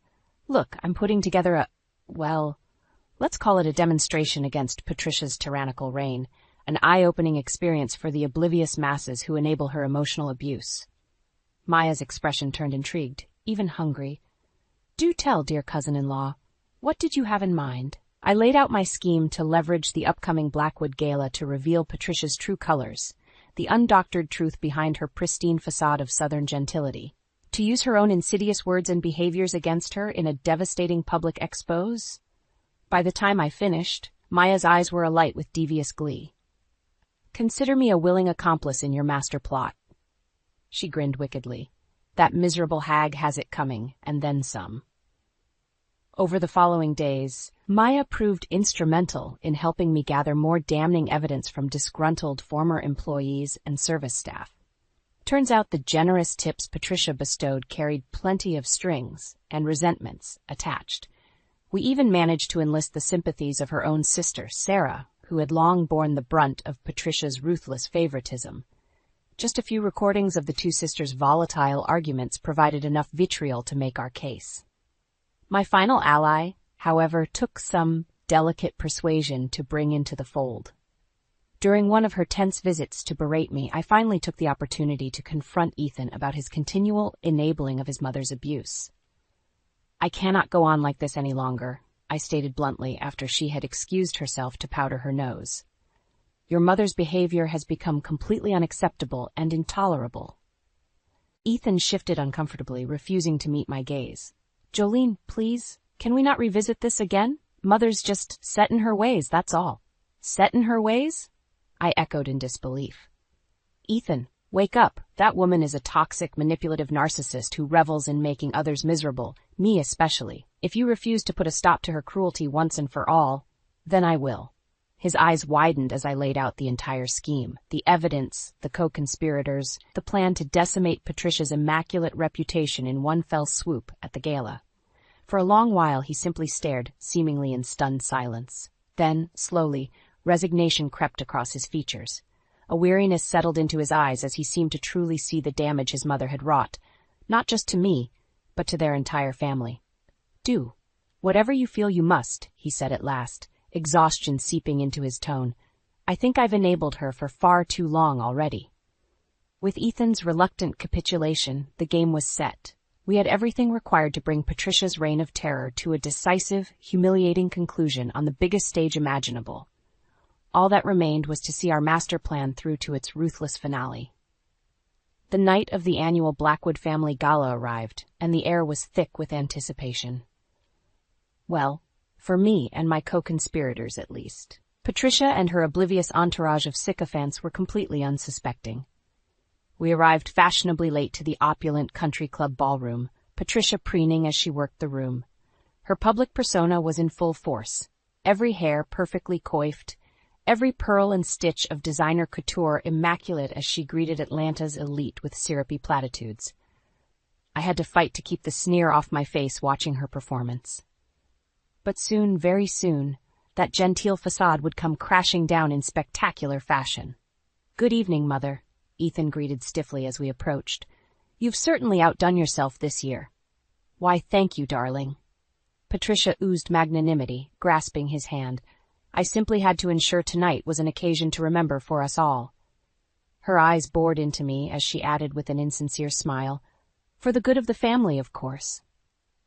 I refused to take her baited response, merely nodding curtly. It's certainly an opulent affair. Shall we take our seats, then? Ethan interjected before Patricia could fire another loaded barb. I believe the program is about to commence. We filtered into the cavernous ballroom, taking our places at the extended family's table near the front. All around us, Atlanta's wealthiest elite mingled and air-kissed, sipping champagne and evaluating each other's designer frocks with judgmental eyes. Patricia certainly knew how to cater to their vapid vanity. As the halting speeches from various dignitaries droned on, I caught Maya's eye across the table. She subtly patted the clutch in her lap, the signal that the evidence was ready and waiting for its grand unveiling. On my other side, Sarah sipped her wine casually, masking her own eager anticipation. She'd been waiting a lifetime to stick it to her cruel younger sister. Finally, the excruciating parade of long-winded tributes concluded, and the gala hostess took the stage to turn over the mic to Patricia for her traditional closing remarks. "What a resplendent evening we've had, hasn't it?" she began in her oozingly aristocratic drawl. "Truly, I'm humbled to see so many of our community's finest joining us in celebration of family, legacy, and the refined bloodlines that shape—" The first thunderclap of transgression cut through Patricia's fatuous words like a gunshot. In an instant, the ballmom's eyes blew wide as her own recorded voice filled the hushed ballroom. "That ungrateful freeloader needs to get off her ass for once and earn her keep around here," the recording snarled with dripping condescension. "Mark my words, if she can't get pregnant soon, she's out on the street. No daughter-in-law of mine." Another recording blared just as suddenly, this one capturing a verbal assault on poor Maya in all its ugliness. "Look at you, you repulsive disgrace. Your thighs are more waddling than your hips these days. Why, I'd nearly mistake you for one of Shamu's calves if the smell wasn't so revolting." With each successive audio clip, more of Patricia's unvarnished malice filled the ballroom. Her contorted features shifted rapidly between disbelief, rage, and panic as every bigoted insult, every gaslighting manipulation was laid bare for all to hear. The elite masses she put so much stock in watching reacted with a mixture of shock, revulsion, and grotesque fascination. Exactly as I'd anticipated.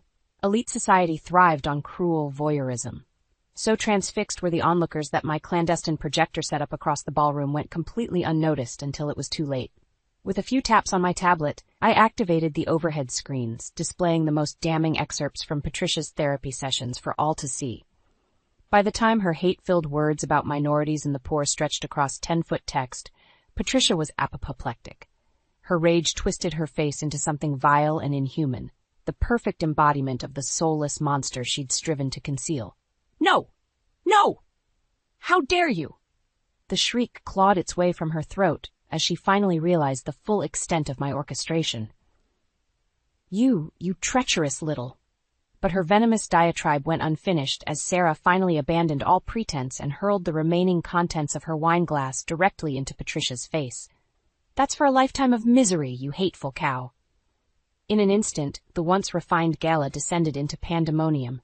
Revelations sparked furious confrontations. Humiliated society elites turned on one another as scandals erupted on all sides. Fistfights and broken champagne flutes exploded amidst the hysteria. And there, silhouette against the maelstrom, stood the crumbling remains of one Patricia Blackwood, disgraced, discarded, and utterly defeated. As the riotous scene unfolded, I simply watched in cold satisfaction, knowing I had well and truly slain the beast. My revenge was finally complete. The days following the gala explosion were a whirlwind of backlash and bitter confrontations. The fallout from my exposé decimated the Blackwood family's sterling reputation across Atlanta's upper crust. For once, the masses Patricia had put on a pedestal got to witness her true, unfiltered venom firsthand. Furious donors withdrew funding from the various charities and organizations the Blackwoods generously and publicly patronized. Country club memberships were swiftly revoked. The family's impeccably maintained social facade lay in irreparable ruins. Throughout it all, Patricia remained unrepentant, lashing out at anyone in proximity. Wild-eyed rants spewed from her withering lips, labeling me an ungrateful, vapid peasant, intent on destroying her family's legacy.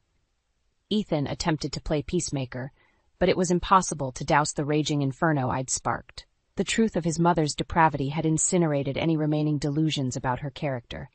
"How could you do this, Jolene?" he demanded one evening, voice ragged from the endless screaming matches. "You've brought shame and ruin on us all." I simply shook my head in cold disgust. "Don't act so bloody shocked. That vile woman's actions were indefensible, as your own silence constantly demonstrated." Ethan recoiled as if struck, suddenly aware of how obtusely he'd enabled Patricia's emotional torture all these years, how he'd willfully turned a blind eye to my anguish in a misguided bid to preserve his perfect family's image. I never intended." His words trailed off into wearied resignation. The light of realization battled in his eyes, but I refused to grant him any absolution yet.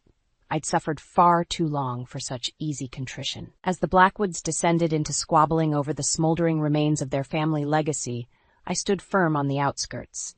Their entire sordid legacy stemmed from one truth: unchecked narcissism, fueled by wealth and enabled by obedient silence. Even now, Ethan's father Randall attempted to bully his way into regaining control, lobbing threats of retribution laced with noxious bigotry. The poison tree merely producing its rotten fruit, but they could threaten and bluster all they wanted. Thanks to the irrevocable proof of their true natures displayed before Atlanta's elite, the Blackwoods were now utterly discredited. Contemptible social outcasts, left to wallow in infamy and face the consequences of their abusive supremacy. Only when the fires finally died down a few weeks later, when Randall and Patricia had retreated in disgrace from public view, only then did the enormity of my actions finally sink in. My triumph had come at an incalculable personal price. The towering walls of glass and steel that insulated the Blackwoods' dynastic opulence from Atlanta's unworthy masses were shattered beyond repair. And in the aftermath, every sordid detail of our private turmoil had been laid pitilessly bare.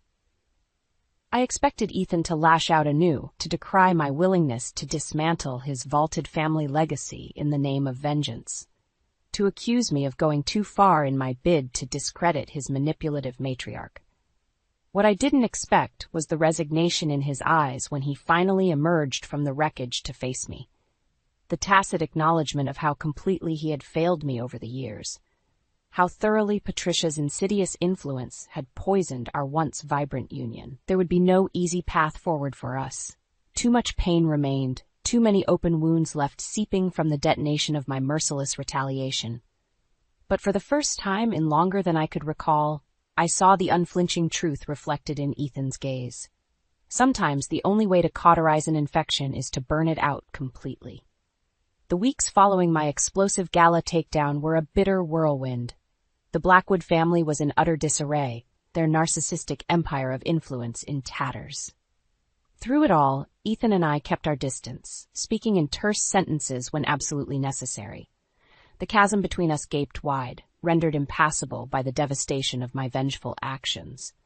A part of me wondered if we'd ever manage to salvage anything from the scorched earth I'd created. But I steadfastly refused to allow any lingering doubt or remorse to fester. Patricia's cruelty had gone unanswered for far too long. She and her enablers deserved to reap the karma they'd so ruthlessly sown. Then, one quiet evening as dusk settled over the city, a terse knock sounded at my apartment door. I frowned, setting aside my half-graded stack of student artworks to answer it. Ethan stood in the hallway, hands jammed in his pockets, expression a mask of weary resignation. "We need to talk," he said without preamble. "Do we?" I arched an eyebrow. I was under the impression there was nothing left to discuss after what Please. The word emerged hoarse and strained. "Just give me a chance, Jolene. One last chance before." He trailed off helplessly. Despite my lingering bitterness, that haunted look in his eyes gave me pause. Reluctantly, I stepped back to allow him inside. For a long while, we sat in uneasy silence, the weight of months of pent-up grievances and unspoken accusations hanging heavy between us. I found myself studying Ethan anew, searching for any hint of the man I'd fallen in love with before his poisonous family slowly crushed his spirit. When he finally spoke, the words emerged as a tortured rasp. "I don't know where to even begin. What you did, the lies you exposed, the willful cruelty." He shook his head slowly, amazed that even now the full extent of his mother's malice proved so stunning. "Your mother was an insecure, narcissistic tyrant," I said bluntly. "A miserable, toxic woman who took sick pleasure in destroying anyone who dared defy her twisted worldview." Ethan's flinch was visceral, as if reliving one of Patricia's verbal lashings all over again. But I showed no remorse. He needed to confront this harsh truth head-on. "And worst of all," I drove the point home further, "you were too weak to ever stand up to her manipulations, even when I begged you to intervene. Her brainwashing rendered you utterly impotent." The accusations hung in the air, raw and unvarnished. Rather than lash out in denial or defensiveness, Ethan merely nodded in weary acknowledgement. "You're right. I allowed my family's toxic dynamics to fester for far too long. To control me, shape my reality until I was just numb to the abuse hurled at you, at everyone around us." He lifted his gaze to meet mine, naked remorse burning in his eyes. "I failed you, plain and simple, as a partner, as the man who vowed to love and protect you above all else." For the first time in longer than I could remember, I saw the struggle for redemption warring within him. It wasn't enough to simply capitulate after the fact. He had to actively fight to dismantle the insidious conditioning Patricia had inflicted. Only then could we endeavor to salvage the tattered remnants of our relationship and rebuild from the rubble. "It won't be easy," I stated, meeting his gaze unflinchingly.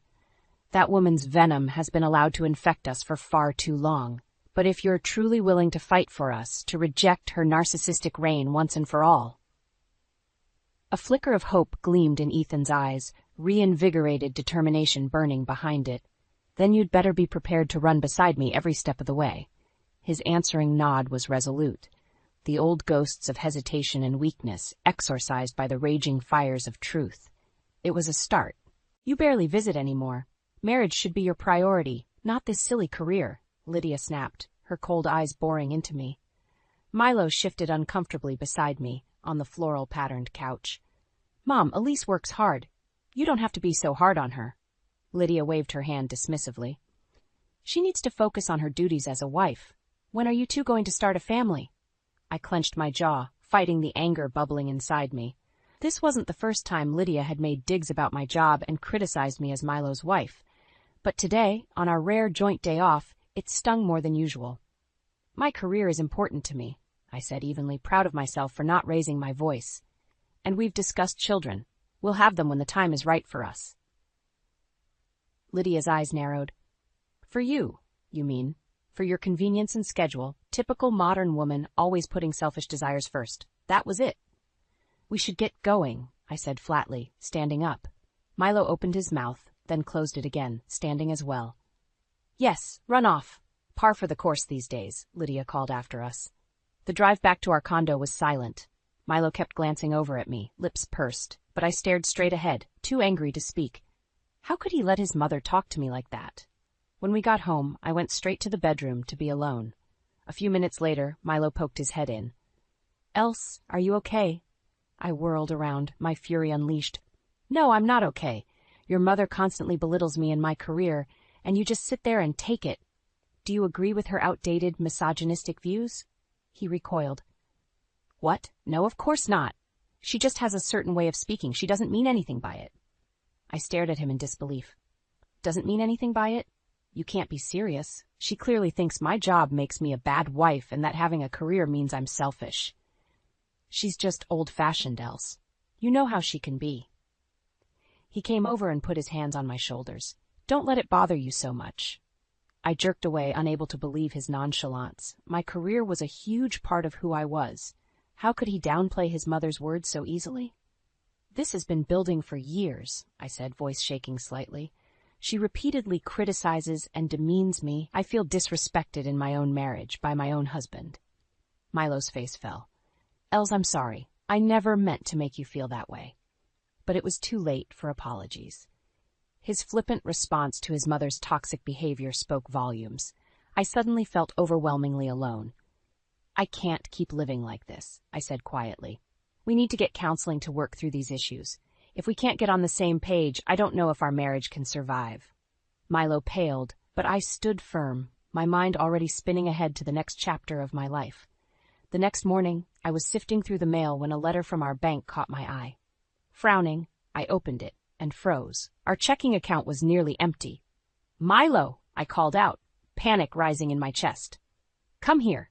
He shuffled into the kitchen, still in his pajamas. "What's up?" "Look at this," I said tersely, thrusting the bank statement at him.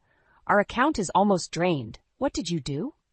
He scanned it and cringed. "Ah, I've been meaning to talk to you about that." "Meaning to talk to me? We're supposed to be partners, Milo. How could you fritter away our savings without consulting me?" "I didn't fritter them away," he protested. "I had some unexpected expenses come up." "Like what? You better start explaining yourself right now." He shifted uncomfortably. "Well, you know my parents haven't been in the best health lately. They needed some help with medical bills." "They needed help? So instead of having an adult conversation with me, you just took money?" "It was an emergency. I couldn't let them get behind or wreck their credit rating." "That's not an excuse," I said through gritted teeth. "You went behind my back and used our marital assets. That's financial betrayal." "I was going to tell you," Milo said, raising his hands. "I just wanted to handle it first." "That's no justification. You're a liar, Milo. I don't know if I can trust you anymore." His eyes widened. "Else, come on, you're overreacting. It's not that big a deal." I stared at him incredulously. Not a big deal? He was more worried about his own guilty conscience than my feelings. "We're supposed to be partners," I said, voice breaking. "But you're disrespecting me and undermining our marriage with this garbage. I'm your wife, not your doormat." Milo rolled his eyes. "There you go again, being overdramatic and emotional. It's not as serious as you're making it." That was it. I'd had enough of his dismissive, condescending attitude. I balled my fists so hard my nails dug into my palms. "You clearly don't value me, our marriage, or our finances," I spat. "If you can't be an equal partner and show me basic respect, then I don't know what we're even doing here." Something flickered in Milo's eyes then. Was it shame? Hurt? I found I didn't care anymore. This callous financial betrayal was just one more blow after his mother's hurtful words. I was done being mistreated. "I'm going to stay with Angela for a few days," I said, voice icy calm. "Maybe some time apart will give you perspective." I stormed past him, grabbing my purse and keys. At the door, I turned back. "I gave you my ultimatum yesterday. Get your act together, Milo. Seek counseling or be prepared to lose me. This behavior ends now." The door slammed behind me with a note of finality. As I drove away, tears blurring my vision, part of me already knew his answer. When I returned home from Angela's a few days later, Milo was waiting for me in the living room. He leapt up from the couch when I walked in. "Els, thank God you're back. I've been so worried." He moved to hug me, but I stepped back, arms folded across my chest. "I needed some space to think," I said flatly. Milo's face fell. "I get it. I really screwed up with the money stuff. I'm so sorry." "Sorry isn't good enough this time, Milo. Your actions have consequences." "You're right," he said, nodding vigorously. "I know I disrespected you, our marriage, everything. It won't happen again, I swear." "That remains to be seen," I replied, unmoved. "I've lost faith in a lot of your promises." Milo looked stricken. "Els, please, tell me what I can do to fix this. I'll do anything." I took a deep breath. "I want us to go to marriage counseling. Immediately." He paled. "Counseling? Isn't that a bit extreme?" "No, it's not extreme," I exploded. "We're at a breaking point here, Milo. I've put up with a lot. Your mother's constant belittling, your betrayal of my trust regarding our finances. If you want to save our marriage, we need professional help to work through these issues." Milo gaped at me. "Els, come on. Do we really need to drag some stranger into our business?" I stared at him, dumbfounded by his resistance. Didn't he understand how serious this was? "Yes, we really do need counseling," I said in a measured tone. "It's that or risk losing me for good. I'm deadly serious about this." The hurt flashed across his face again. "You're talking about divorce?" "I'm saying our marriage is on the line here. We've tried the easy way, the disrespect, the loss of trust. None of that has gotten through to you. So yes, if counseling doesn't work, then we may be headed towards divorce." That's just the cold, hard truth. Milo looked completely poleaxed. In that moment, I realized just how checked out he'd become, how little he valued or prioritized me in our relationship. The fact that divorce was shocking to him spoke volumes. "I love you, Els," he said, voice catching. "I don't want to lose you." For the first time in a long while, I saw sincerity in his eyes, but underneath was an undercurrent of fear. Fear of change, of sacrifice, of loss. Not love. "Then we go to counseling. Period," I replied. "Take it or leave it." I held his gaze, not backing down an inch. He finally nodded slowly. "Okay, anything you want, I'll do it." But doubts swirled in my mind as I watched him turn away, head in his hands. His actions and choices going forward would determine everything. Meanwhile, part of me had already come to terms with where this might lead. A few weeks later, Milo and I were having breakfast when the doorbell rang. I frowned and went to answer it. On the doorstep stood Lydia and George, Milo's parents, suitcases in hand. "Oh good, you're home," Lydia said, brushing past me into the condo. "We're moving in for a while." I stood there, dumbfounded. "Excuse me, moving in?" George shuffled by as well, grunting a brief hello. Milo appeared behind me. "Mom? Dad? What's going on here?" "We've had some health issues come up," Lydia explained, already unpacking her things. "We can't stay in our place for the time being." "For how long? And why didn't you give us any notice?" "This isn't okay," I said, trying to stay calm. Lydia barely glanced at me. "Don't be so dramatic, Elise. It's only temporary, while we get our affairs in order. Right, Milo?" She turned her cold gaze to her son. Milo looked cornered. "Well, I knew they needed help, but I didn't know the full extent until this morning." "You knew?" I interrupted. "And you didn't think to discuss this with me first?" Milo held up his hands. "I was going to bring it up. Mom just sprung it on me, too." "Like hell you were," Lydia snapped. "Stop lying to appease your wife. You knew we couldn't stay on our own. Thank goodness you married a woman with such a spacious home and income to support us." The way she said support us made my skin crawl. I turned to Milo, furious. "Is this true? Were you planning this without consulting me?" To my horror, he wouldn't meet my eyes. The realization washed over me. He and his mother had once again gone behind my back. "You know we've been having health problems," George piped up gruffly from the hallway. "Don't be so selfish and inflexible." "Selfish?" I exploded. "Bringing house guests into our home without notice or consent is the height of disrespect. This is a boundary violation," Lydia tutted. "Don't be so overdramatic, Elise. We're family." "That's exactly the problem," I shot back. "You don't treat me like family. You undermine and insult me constantly, and Milo just enables it." Milo still wouldn't look at me. He was paralyzed, torn between his wife and his toxic parents. "Well, if this living situation is such a hardship for you, you know where the door is," Lydia said, words dripping with venom. "Milo can make the decision that puts his family first." In that moment, I saw the truth with terrible clarity. Milo's ultimate loyalties still lay with his parents, no matter their behavior. My wishes, my boundaries meant nothing to them. Tears stung my eyes as I stared at my husband's cowardly, downcast face. It was over. I was done being disrespected and trampled on. Without another word, I turned and walked out the door, letting it slam behind me. I made it to my car before the sobs overcame me. Through the blur of tears, I knew I had been a fool. Milo's controlling mother had won. I had no choice left. I pulled out my phone with shaking hands and dialed the number for a divorce lawyer. Over the next couple of weeks, I moved out of the condo and into a studio apartment, attempting to rebuild my shattered life. I went through the motions at work and tried to block out the pain and anger. My mind kept returning to Milo moving his parents in without my consent. It was a profound breach of trust, and there had to be more to it. He couldn't be that oblivious and controlled by his mother, could he? One night, I was going through some old files and came across our joint banking statements from the past year. Frowning, I pulled out a pen and paper and started tallying up some numbers. 2 hours later, I slumped back in my chair, staring at the totals in horror. It all made sense now. Milo had been funneling money from our accounts to his parents in secret for months. Thousands upon thousands of dollars frittered away under the guise of medical emergencies and essential expenses. I felt sick to my stomach.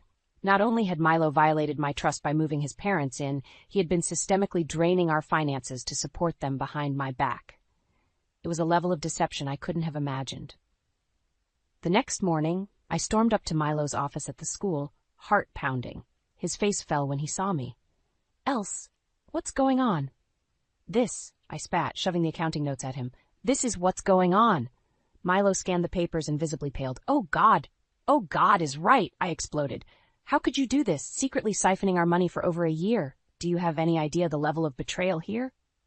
"Else, I was going to tell you. I swear, I just hated disappointing you." "This is so far beyond disappointment." I was shaking with rage. "You've been lying to me for months, using joint marital assets to fund your parents' lives. It's financial infidelity." Milo hung his head. "I know. It spiraled out of control before I could fix it." "Spiraled?" I laughed bitterly. "You made the choice to deceive me repeatedly. I just can't believe you'd stoop this low." "Please. You have to understand, they really did have emergencies and nowhere else to turn." "Don't give me that." I cut him off. "This is about your inability to set boundaries with your toxic, manipulative mother. Always has been." Milo looked up, shame and hurt warring on his face. I almost felt bad for a moment until I remembered he had brought this upon himself. "I can't be with someone who repeatedly violates my trust and boundaries," I said, my voice shaking. "Someone who values his parents' whims above his own wife's needs and well-being. It's over, Milo." The words hung in the air. Deep down, part of me realized I'd already made my choice. "Else, no, please." Milo reached for me, but I jerked away. "It's done," I said flatly. "I'll have my lawyer begin divorce proceedings." Milo let out a soft sob, but I refused to give in to sentiment. He had made his choices, and there were consequences. I turned and walked out, holding my head high. There was no more energy left for me to waste on him and his poisonous family. From here on out, I needed to focus on myself. As I got in my car, I took a deep, shuddering breath. A strange sense of calm came over me. I was free. A few weeks after I told Milo I was divorcing him, I received a frantic call from Angela. "Elise, you have to get over here right now. It's an emergency." My heart leapt into my throat. "What's going on? Are you okay? Just come quick. It's about Milo and his family. I'll explain when you arrive." I raced over to Angela's, cursing traffic the whole way. When I burst through her door, she was pacing anxiously. "Thank God you're here. Lydia and George showed up with all their crap, demanding to stay with me." "What?" I stared at her, aghast. "Why on earth would they come to you?" "They got kicked out of your place. Milo said he can't afford to keep supporting them anymore after the divorce expenses." I seethed, furious that Milo and his parents still felt entitled to bleed me dry. Of course they want to mooch off someone else. Typical. "I turned them away, obviously," Angela went on. "But Lydia started screaming and yelling, making all these wild accusations. She claimed you pushed Milo into divorce so you could take all his money and cut them off completely." My jaw dropped. "That's insane. She's delusional. I'm divorcing Milo because of his lies and disrespect, not money." I know," Angela soothed, "but she's spiraling, and I was worried she'd do something rash. So I told them to come here to hash it out with you directly." Just then, the doorbell rang. Angela gave me an apologetic look as Lydia's shrill voice came through the door. "Open up! We know the deceiver is here." I steeled myself and went to the door, Angela behind me. Flinging it open, I came face to face with Milo, Lydia, and George. Lydia's face was twisted in rage. "You wretched woman," she spat. "What have you done to my son?" "Mom, please," Milo hissed. But she brushed him off. "You've poisoned his mind and destroyed his life, you gold-digging witch. Now you're using divorce to steal from us." I recoiled at her vitriol, but forced myself to stand firm. "That is categorically false. Your son was the one repeatedly lying and stealing from our marital assets to fund your lifestyle. I had no choice but to protect myself." "Lies," she screamed. "You manipulated and trapped him. He's penniless because of you. He's penniless because he drained our finances to give you money behind my back for over a year." I shot back. "Your toxic control forced him to violate my boundaries repeatedly." Lydia laughed, a grating cackle. "So you admit he valued us over you? As he should. You're nothing but a selfish harpy." That was it. I'd had enough of her venom. "If what you say is true, if Milo truly valued you over me as his wife, then how pathetic is that?" My words hung in the air. Milo looked stricken but stayed silent, cowed. George just grunted, arms folded. "You're a cancer, Lydia," I went on, voice shaking with fury. And Milo let you infest and destroy our marriage so he could keep appeasing you. It's sick. I stared at my soon-to-be ex-husband, filled with a maelstrom of emotions. But underneath it all was pity. I'm divorcing a mama's boy too weak to stand up for himself or his wife, I said quietly. How sad for you both. Lydia's mouth opened and closed, but no sound came out. I had deflated her bluster. Now get out, Angela interjected firmly. You're not welcome here. She closed the door in their stunned faces. I sank down onto a chair, emotionally drained. As the shouts started up outside, I realized I was finally, truly free. The toxic grip had been severed. It was time to reclaim my life. As I sat with Angela that day, watching Lydia and Milo through the window as they cursed and ranted, something shifted inside me. Their vitriol no longer had the same sting. I felt numb, detached.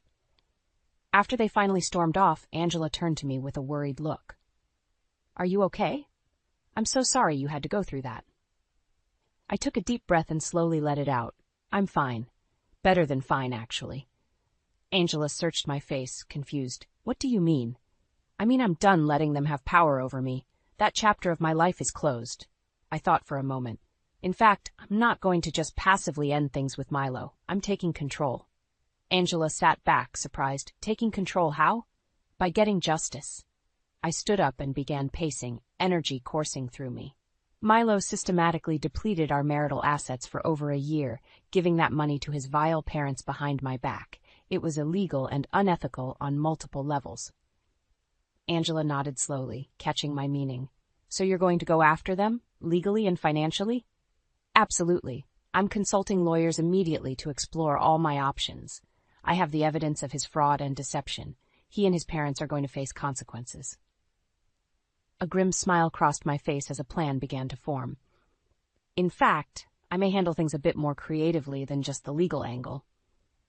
What are you thinking? Angela asked warily. Milo and Lydia have always dismissed me as some inconvenient, emotional modern woman who didn't know her proper submissive place, I explained.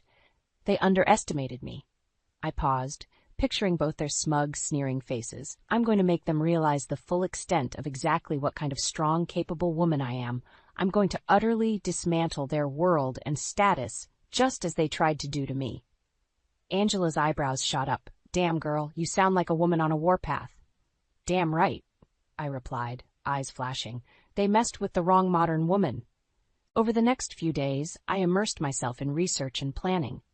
I met with a lawyer well-versed in financial crimes and divorce, laying out the full scope of Milo's betrayal with documentation. We began gathering additional evidence of the money trail, tracing the funds he had diverted to his parents over the past year.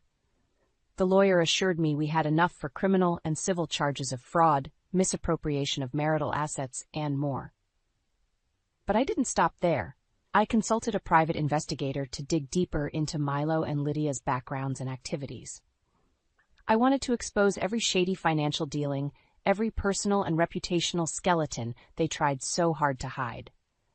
The investigator turned up a host of illicit activities from Lydia's past: tax evasion, unpaid debts galore, even a messy sex scandal that had been neatly swept under the rug. It confirmed my instinct that her holier-than-thou facade hid monstrous hypocrisy and moral failings.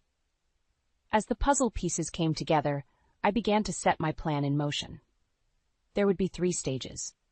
First, I would go scorched earth legally and financially, draining Milo and his parents of every last ill-gotten resource. Second, I would systematically expose and publicize Lydia's sordid history and criminal activities, completely dismantling her pedestal in the community. Finally, I would make an example of Milo to ensure full accountability. With each step planned out, I felt a sense of strength and purpose I hadn't experienced since my life with Milo unraveled. I was in control now. And as for sentiment, there was none left. It was time to repay them with the same ruthless selfishness they had shown me. Only then would justice be served. About 6 months after my fateful confrontation with Lydia and Milo, I was putting the final touches on my plan. It was time to strike. I sent out formal invitations to Milo, Lydia, George, and a handful of their closest friends and relatives, requesting their presence for a family gathering at my place. They would be expecting some sort of attempt at reconciliation. Little did they know. The appointed evening arrived, and my guests began filtering in, looking confused and annoyed. Lydia swept in last, chin high, glaring around imperiously. "Well, what is the meaning of this charade?" she demanded when she spotted me. I smiled thinly. "Please, everyone take a seat. I have an announcement to make."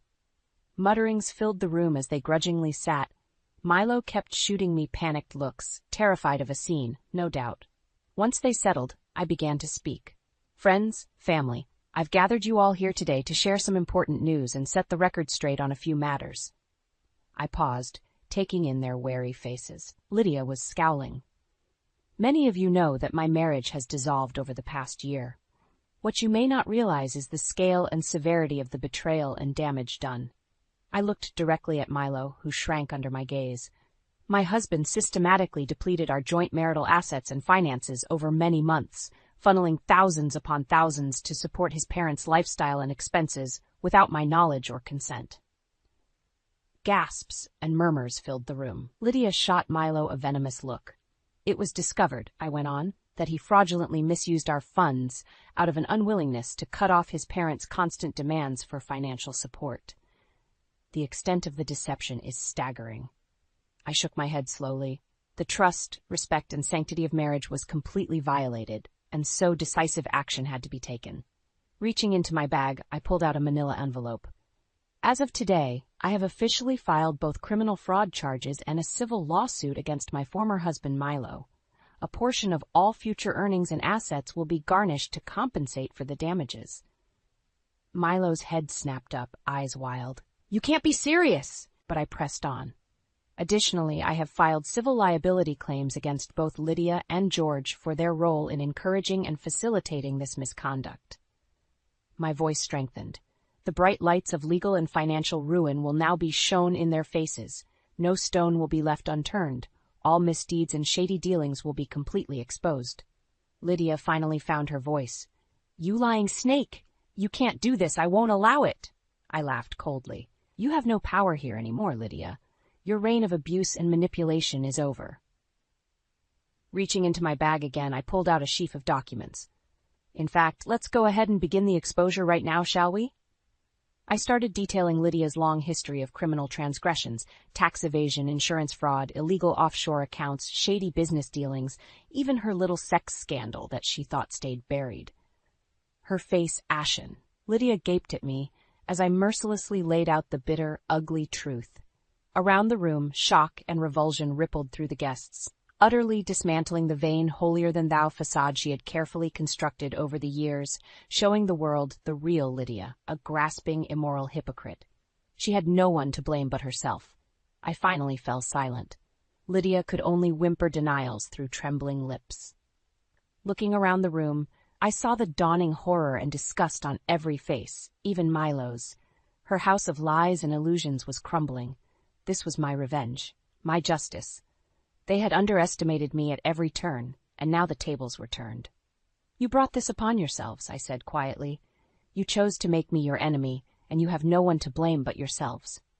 I stood in the kitchen, the aroma of brewed coffee hanging in the air, when Arthur's words sliced through the calm like a knife.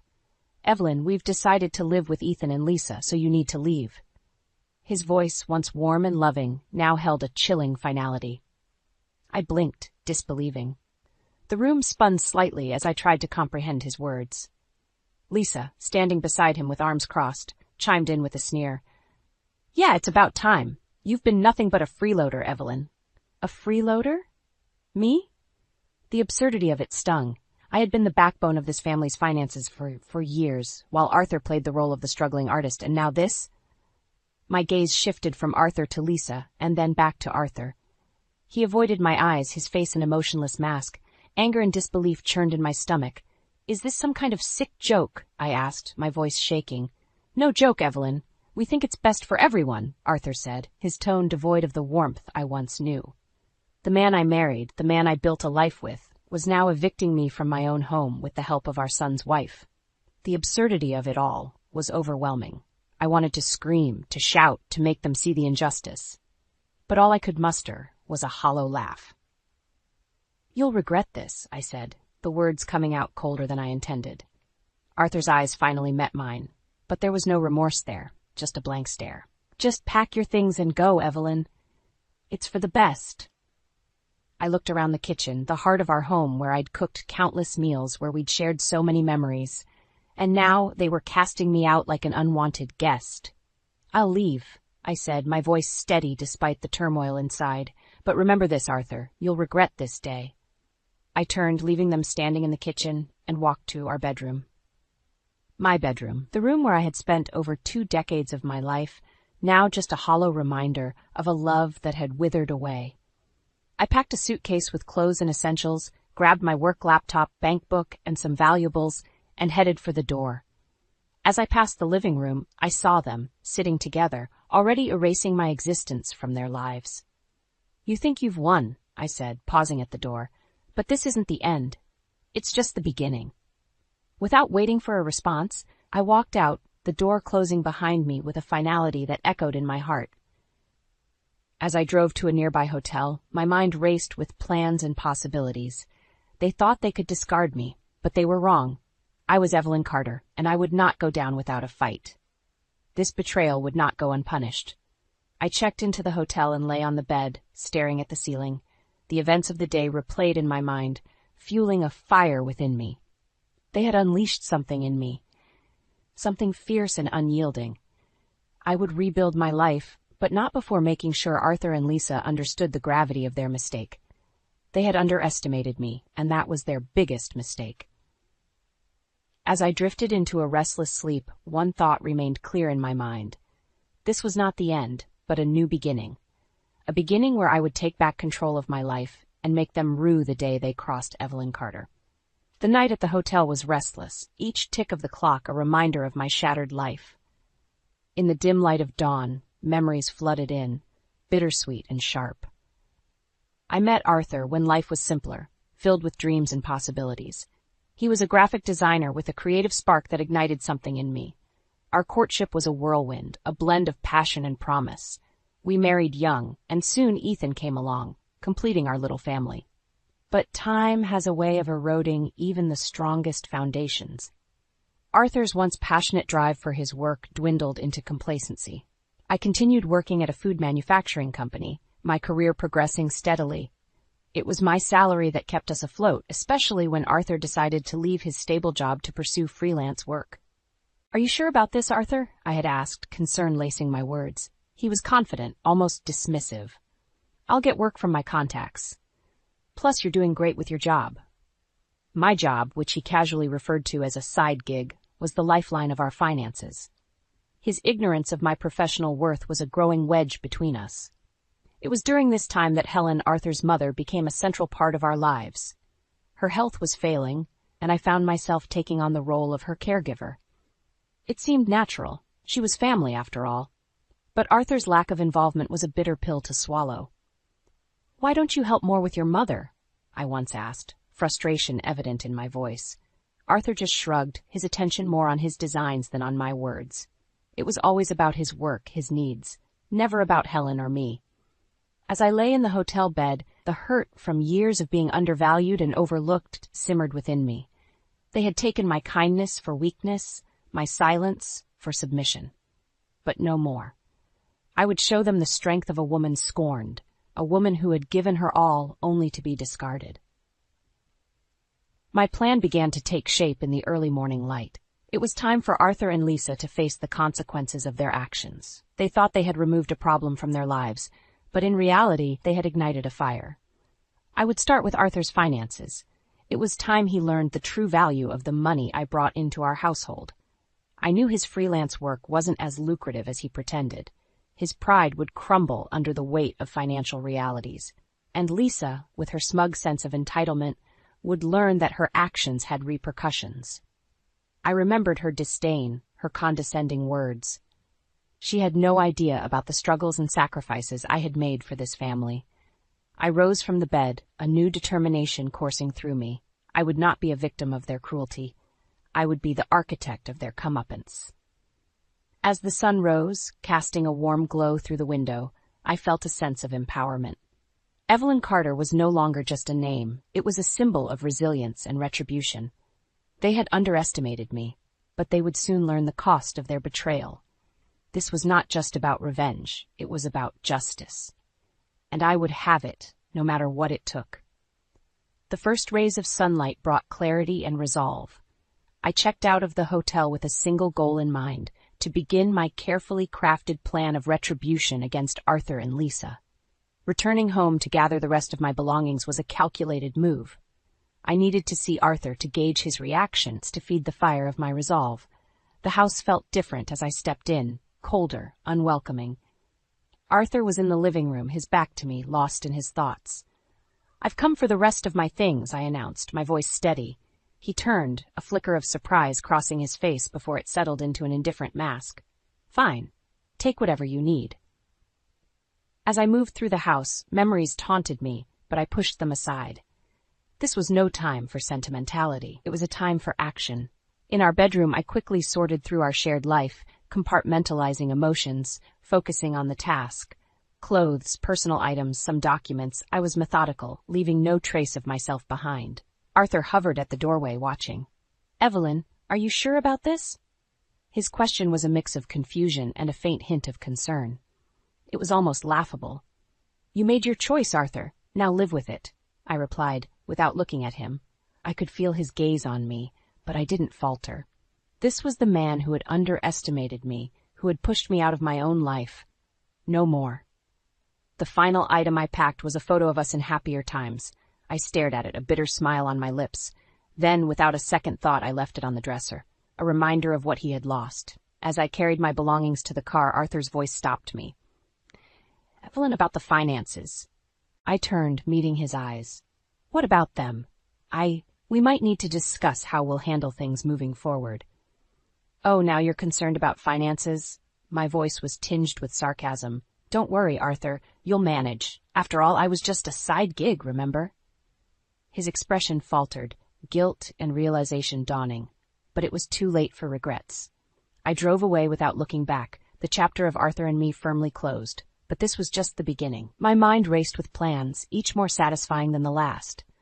I knew Arthur's weaknesses, his pride, his finances, his superficial understanding of my contributions. I would use these to my advantage. He would learn the hard way the value of what he had so callously discarded. And Lisa, her arrogance, would be her downfall. I would make sure of it. She thought she could step into my life, take my place without consequence. She was sorely mistaken. I found a small apartment, a temporary refuge, as I plotted my next moves. It was modest but sufficient for my needs. As I unpacked, the reality of my situation sank in. I was alone, but I was also free. Free to rebuild, free to exact revenge, free to be the woman I was meant to be. That night, as I lay in bed in my new apartment, I felt a surge of empowerment. They had pushed me to the edge, but I had emerged stronger, more determined. Evelyn Carter would no longer be a victim. She would be a force to be reckoned with. Settled in my new apartment, I strategized my next moves. The first step was to confront the financial facade Arthur had constructed. It was time he faced the reality of our situation, the reality he so conveniently ignored. I started by securing my financial assets. I transferred my savings to a new account, ensuring Arthur had no access. This was my hard-earned money, and I would not let him squander it any longer. Next, I prepared for the inevitable legal battle. I contacted a lawyer, someone known for their tenacity and success in divorce cases. As I explained my situation, the lawyer nodded, understanding the gravity of my case. "We'll make sure you get what you deserve, Mrs. Carter," she assured me, her voice firm and confident. I felt a sense of relief, knowing I had a professional in my corner. This wasn't just about money, it was about justice. A few days later, I received a call from Arthur. His voice was strained, a hint of desperation creeping in. "Evelyn, we need to talk about the divorce and the finances."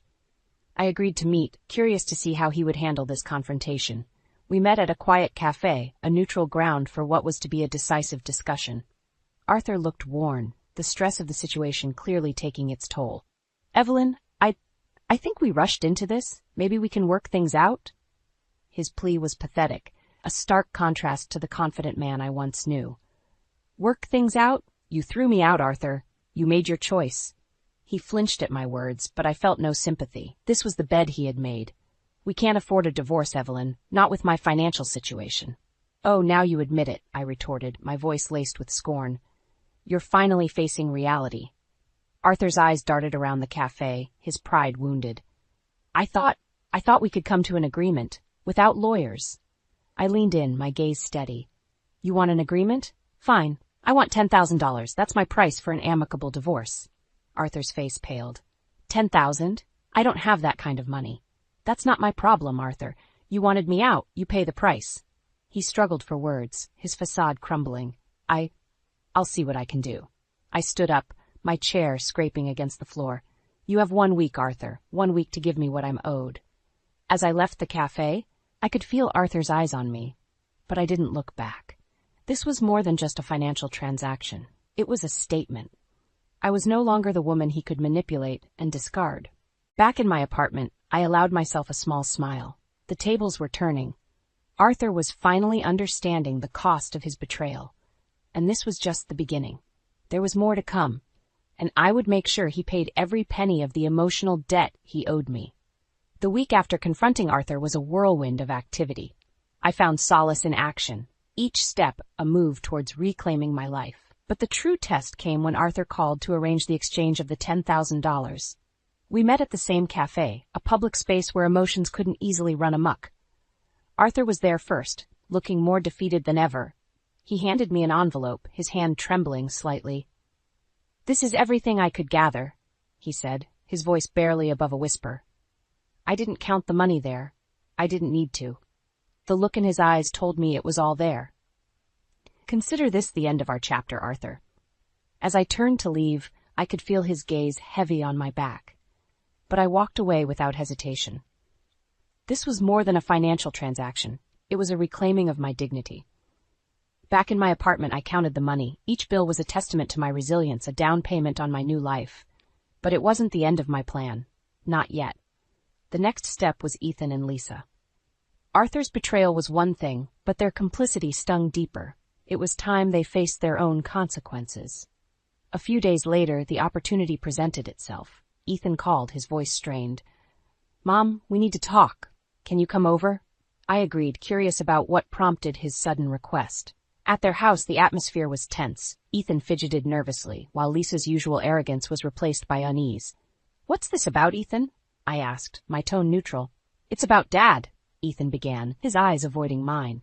He's in a bad place. Financially, we might lose the house. Lisa chimed in, her voice laced with frustration. And it's your fault with that ridiculous demand for money. My heart hardened at her words. My fault? I was thrown out of my own home, Lisa. Did you expect me to just walk away without anything? But we're family, Ethan interjected, a note of desperation in his voice. Family? I scoffed. Family doesn't treat each other the way you've treated me. Lisa's face reddened, her facade crumbling. Well, what do you expect us to do now? You've taken everything. I stood, my resolve unshaken. You expect sympathy from me? You made your choices. Now, live with them. As I left, I could hear them arguing, their voices a mix of blame and regret.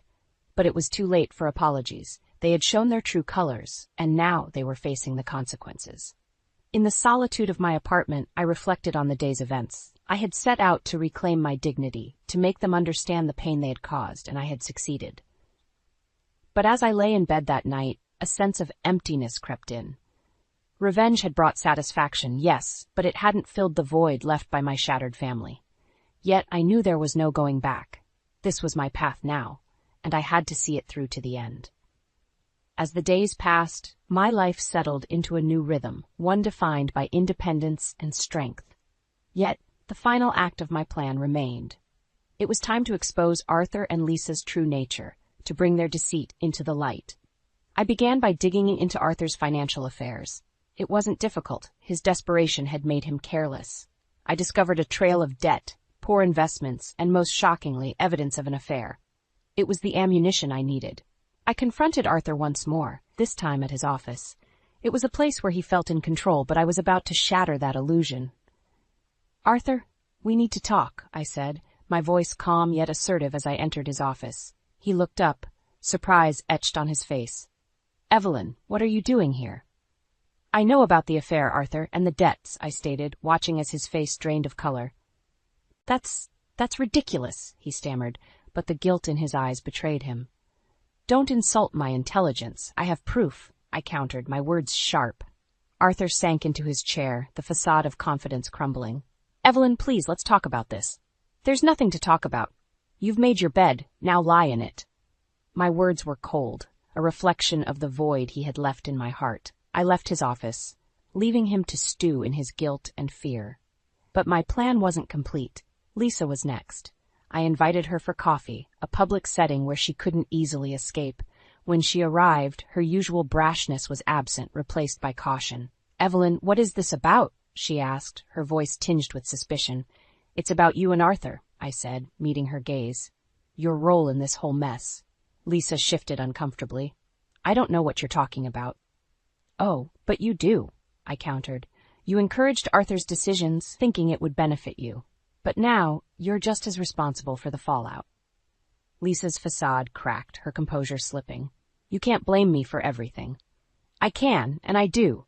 You were part of this, Lisa. You can't escape that, I replied, my voice steady. Lisa looked away, unable to meet my gaze. She knew the truth, even if she couldn't admit it. As I left the cafe, I felt a sense of closure. I had exposed their deceit, their selfishness. They were left to face the consequences of their actions, just as I had faced mine. In the days that followed, the fallout from my revelations hit hard. Arthur's affair became public knowledge, his reputation tarnished. Lisa, caught in the crossfire, faced her own set of challenges. Her marriage with Ethan strained under the weight of the truth. I watched from a distance, my heart heavy yet vindicated. They had underestimated me, but I had shown them the strength of my resolve.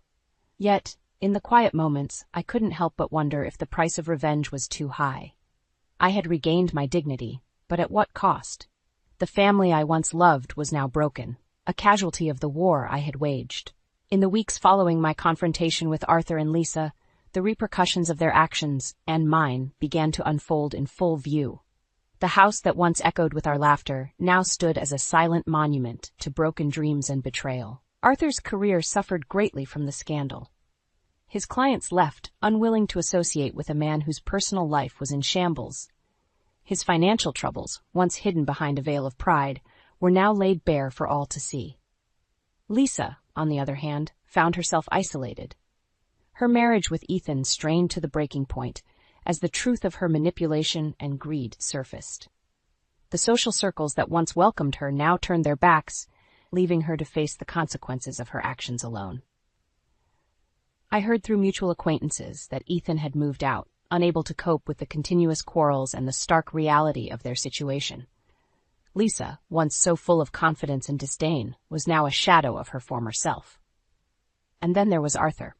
He called me one evening, his voice a mixture of sorrow and desperation. Evelyn, I'm sorry. For everything. His apology, though late, was a testament to the depth of his downfall. Your sorry can't undo what's been done, Arthur. I know I've made mistakes, but I'm paying for them now, he said, his voice breaking. You're not the only one paying, Arthur. We all are, I replied, the weight of our collective pain heavy in my voice. We ended the call with no promises of reconciliation, only the somber acknowledgement of our shared history and its painful end.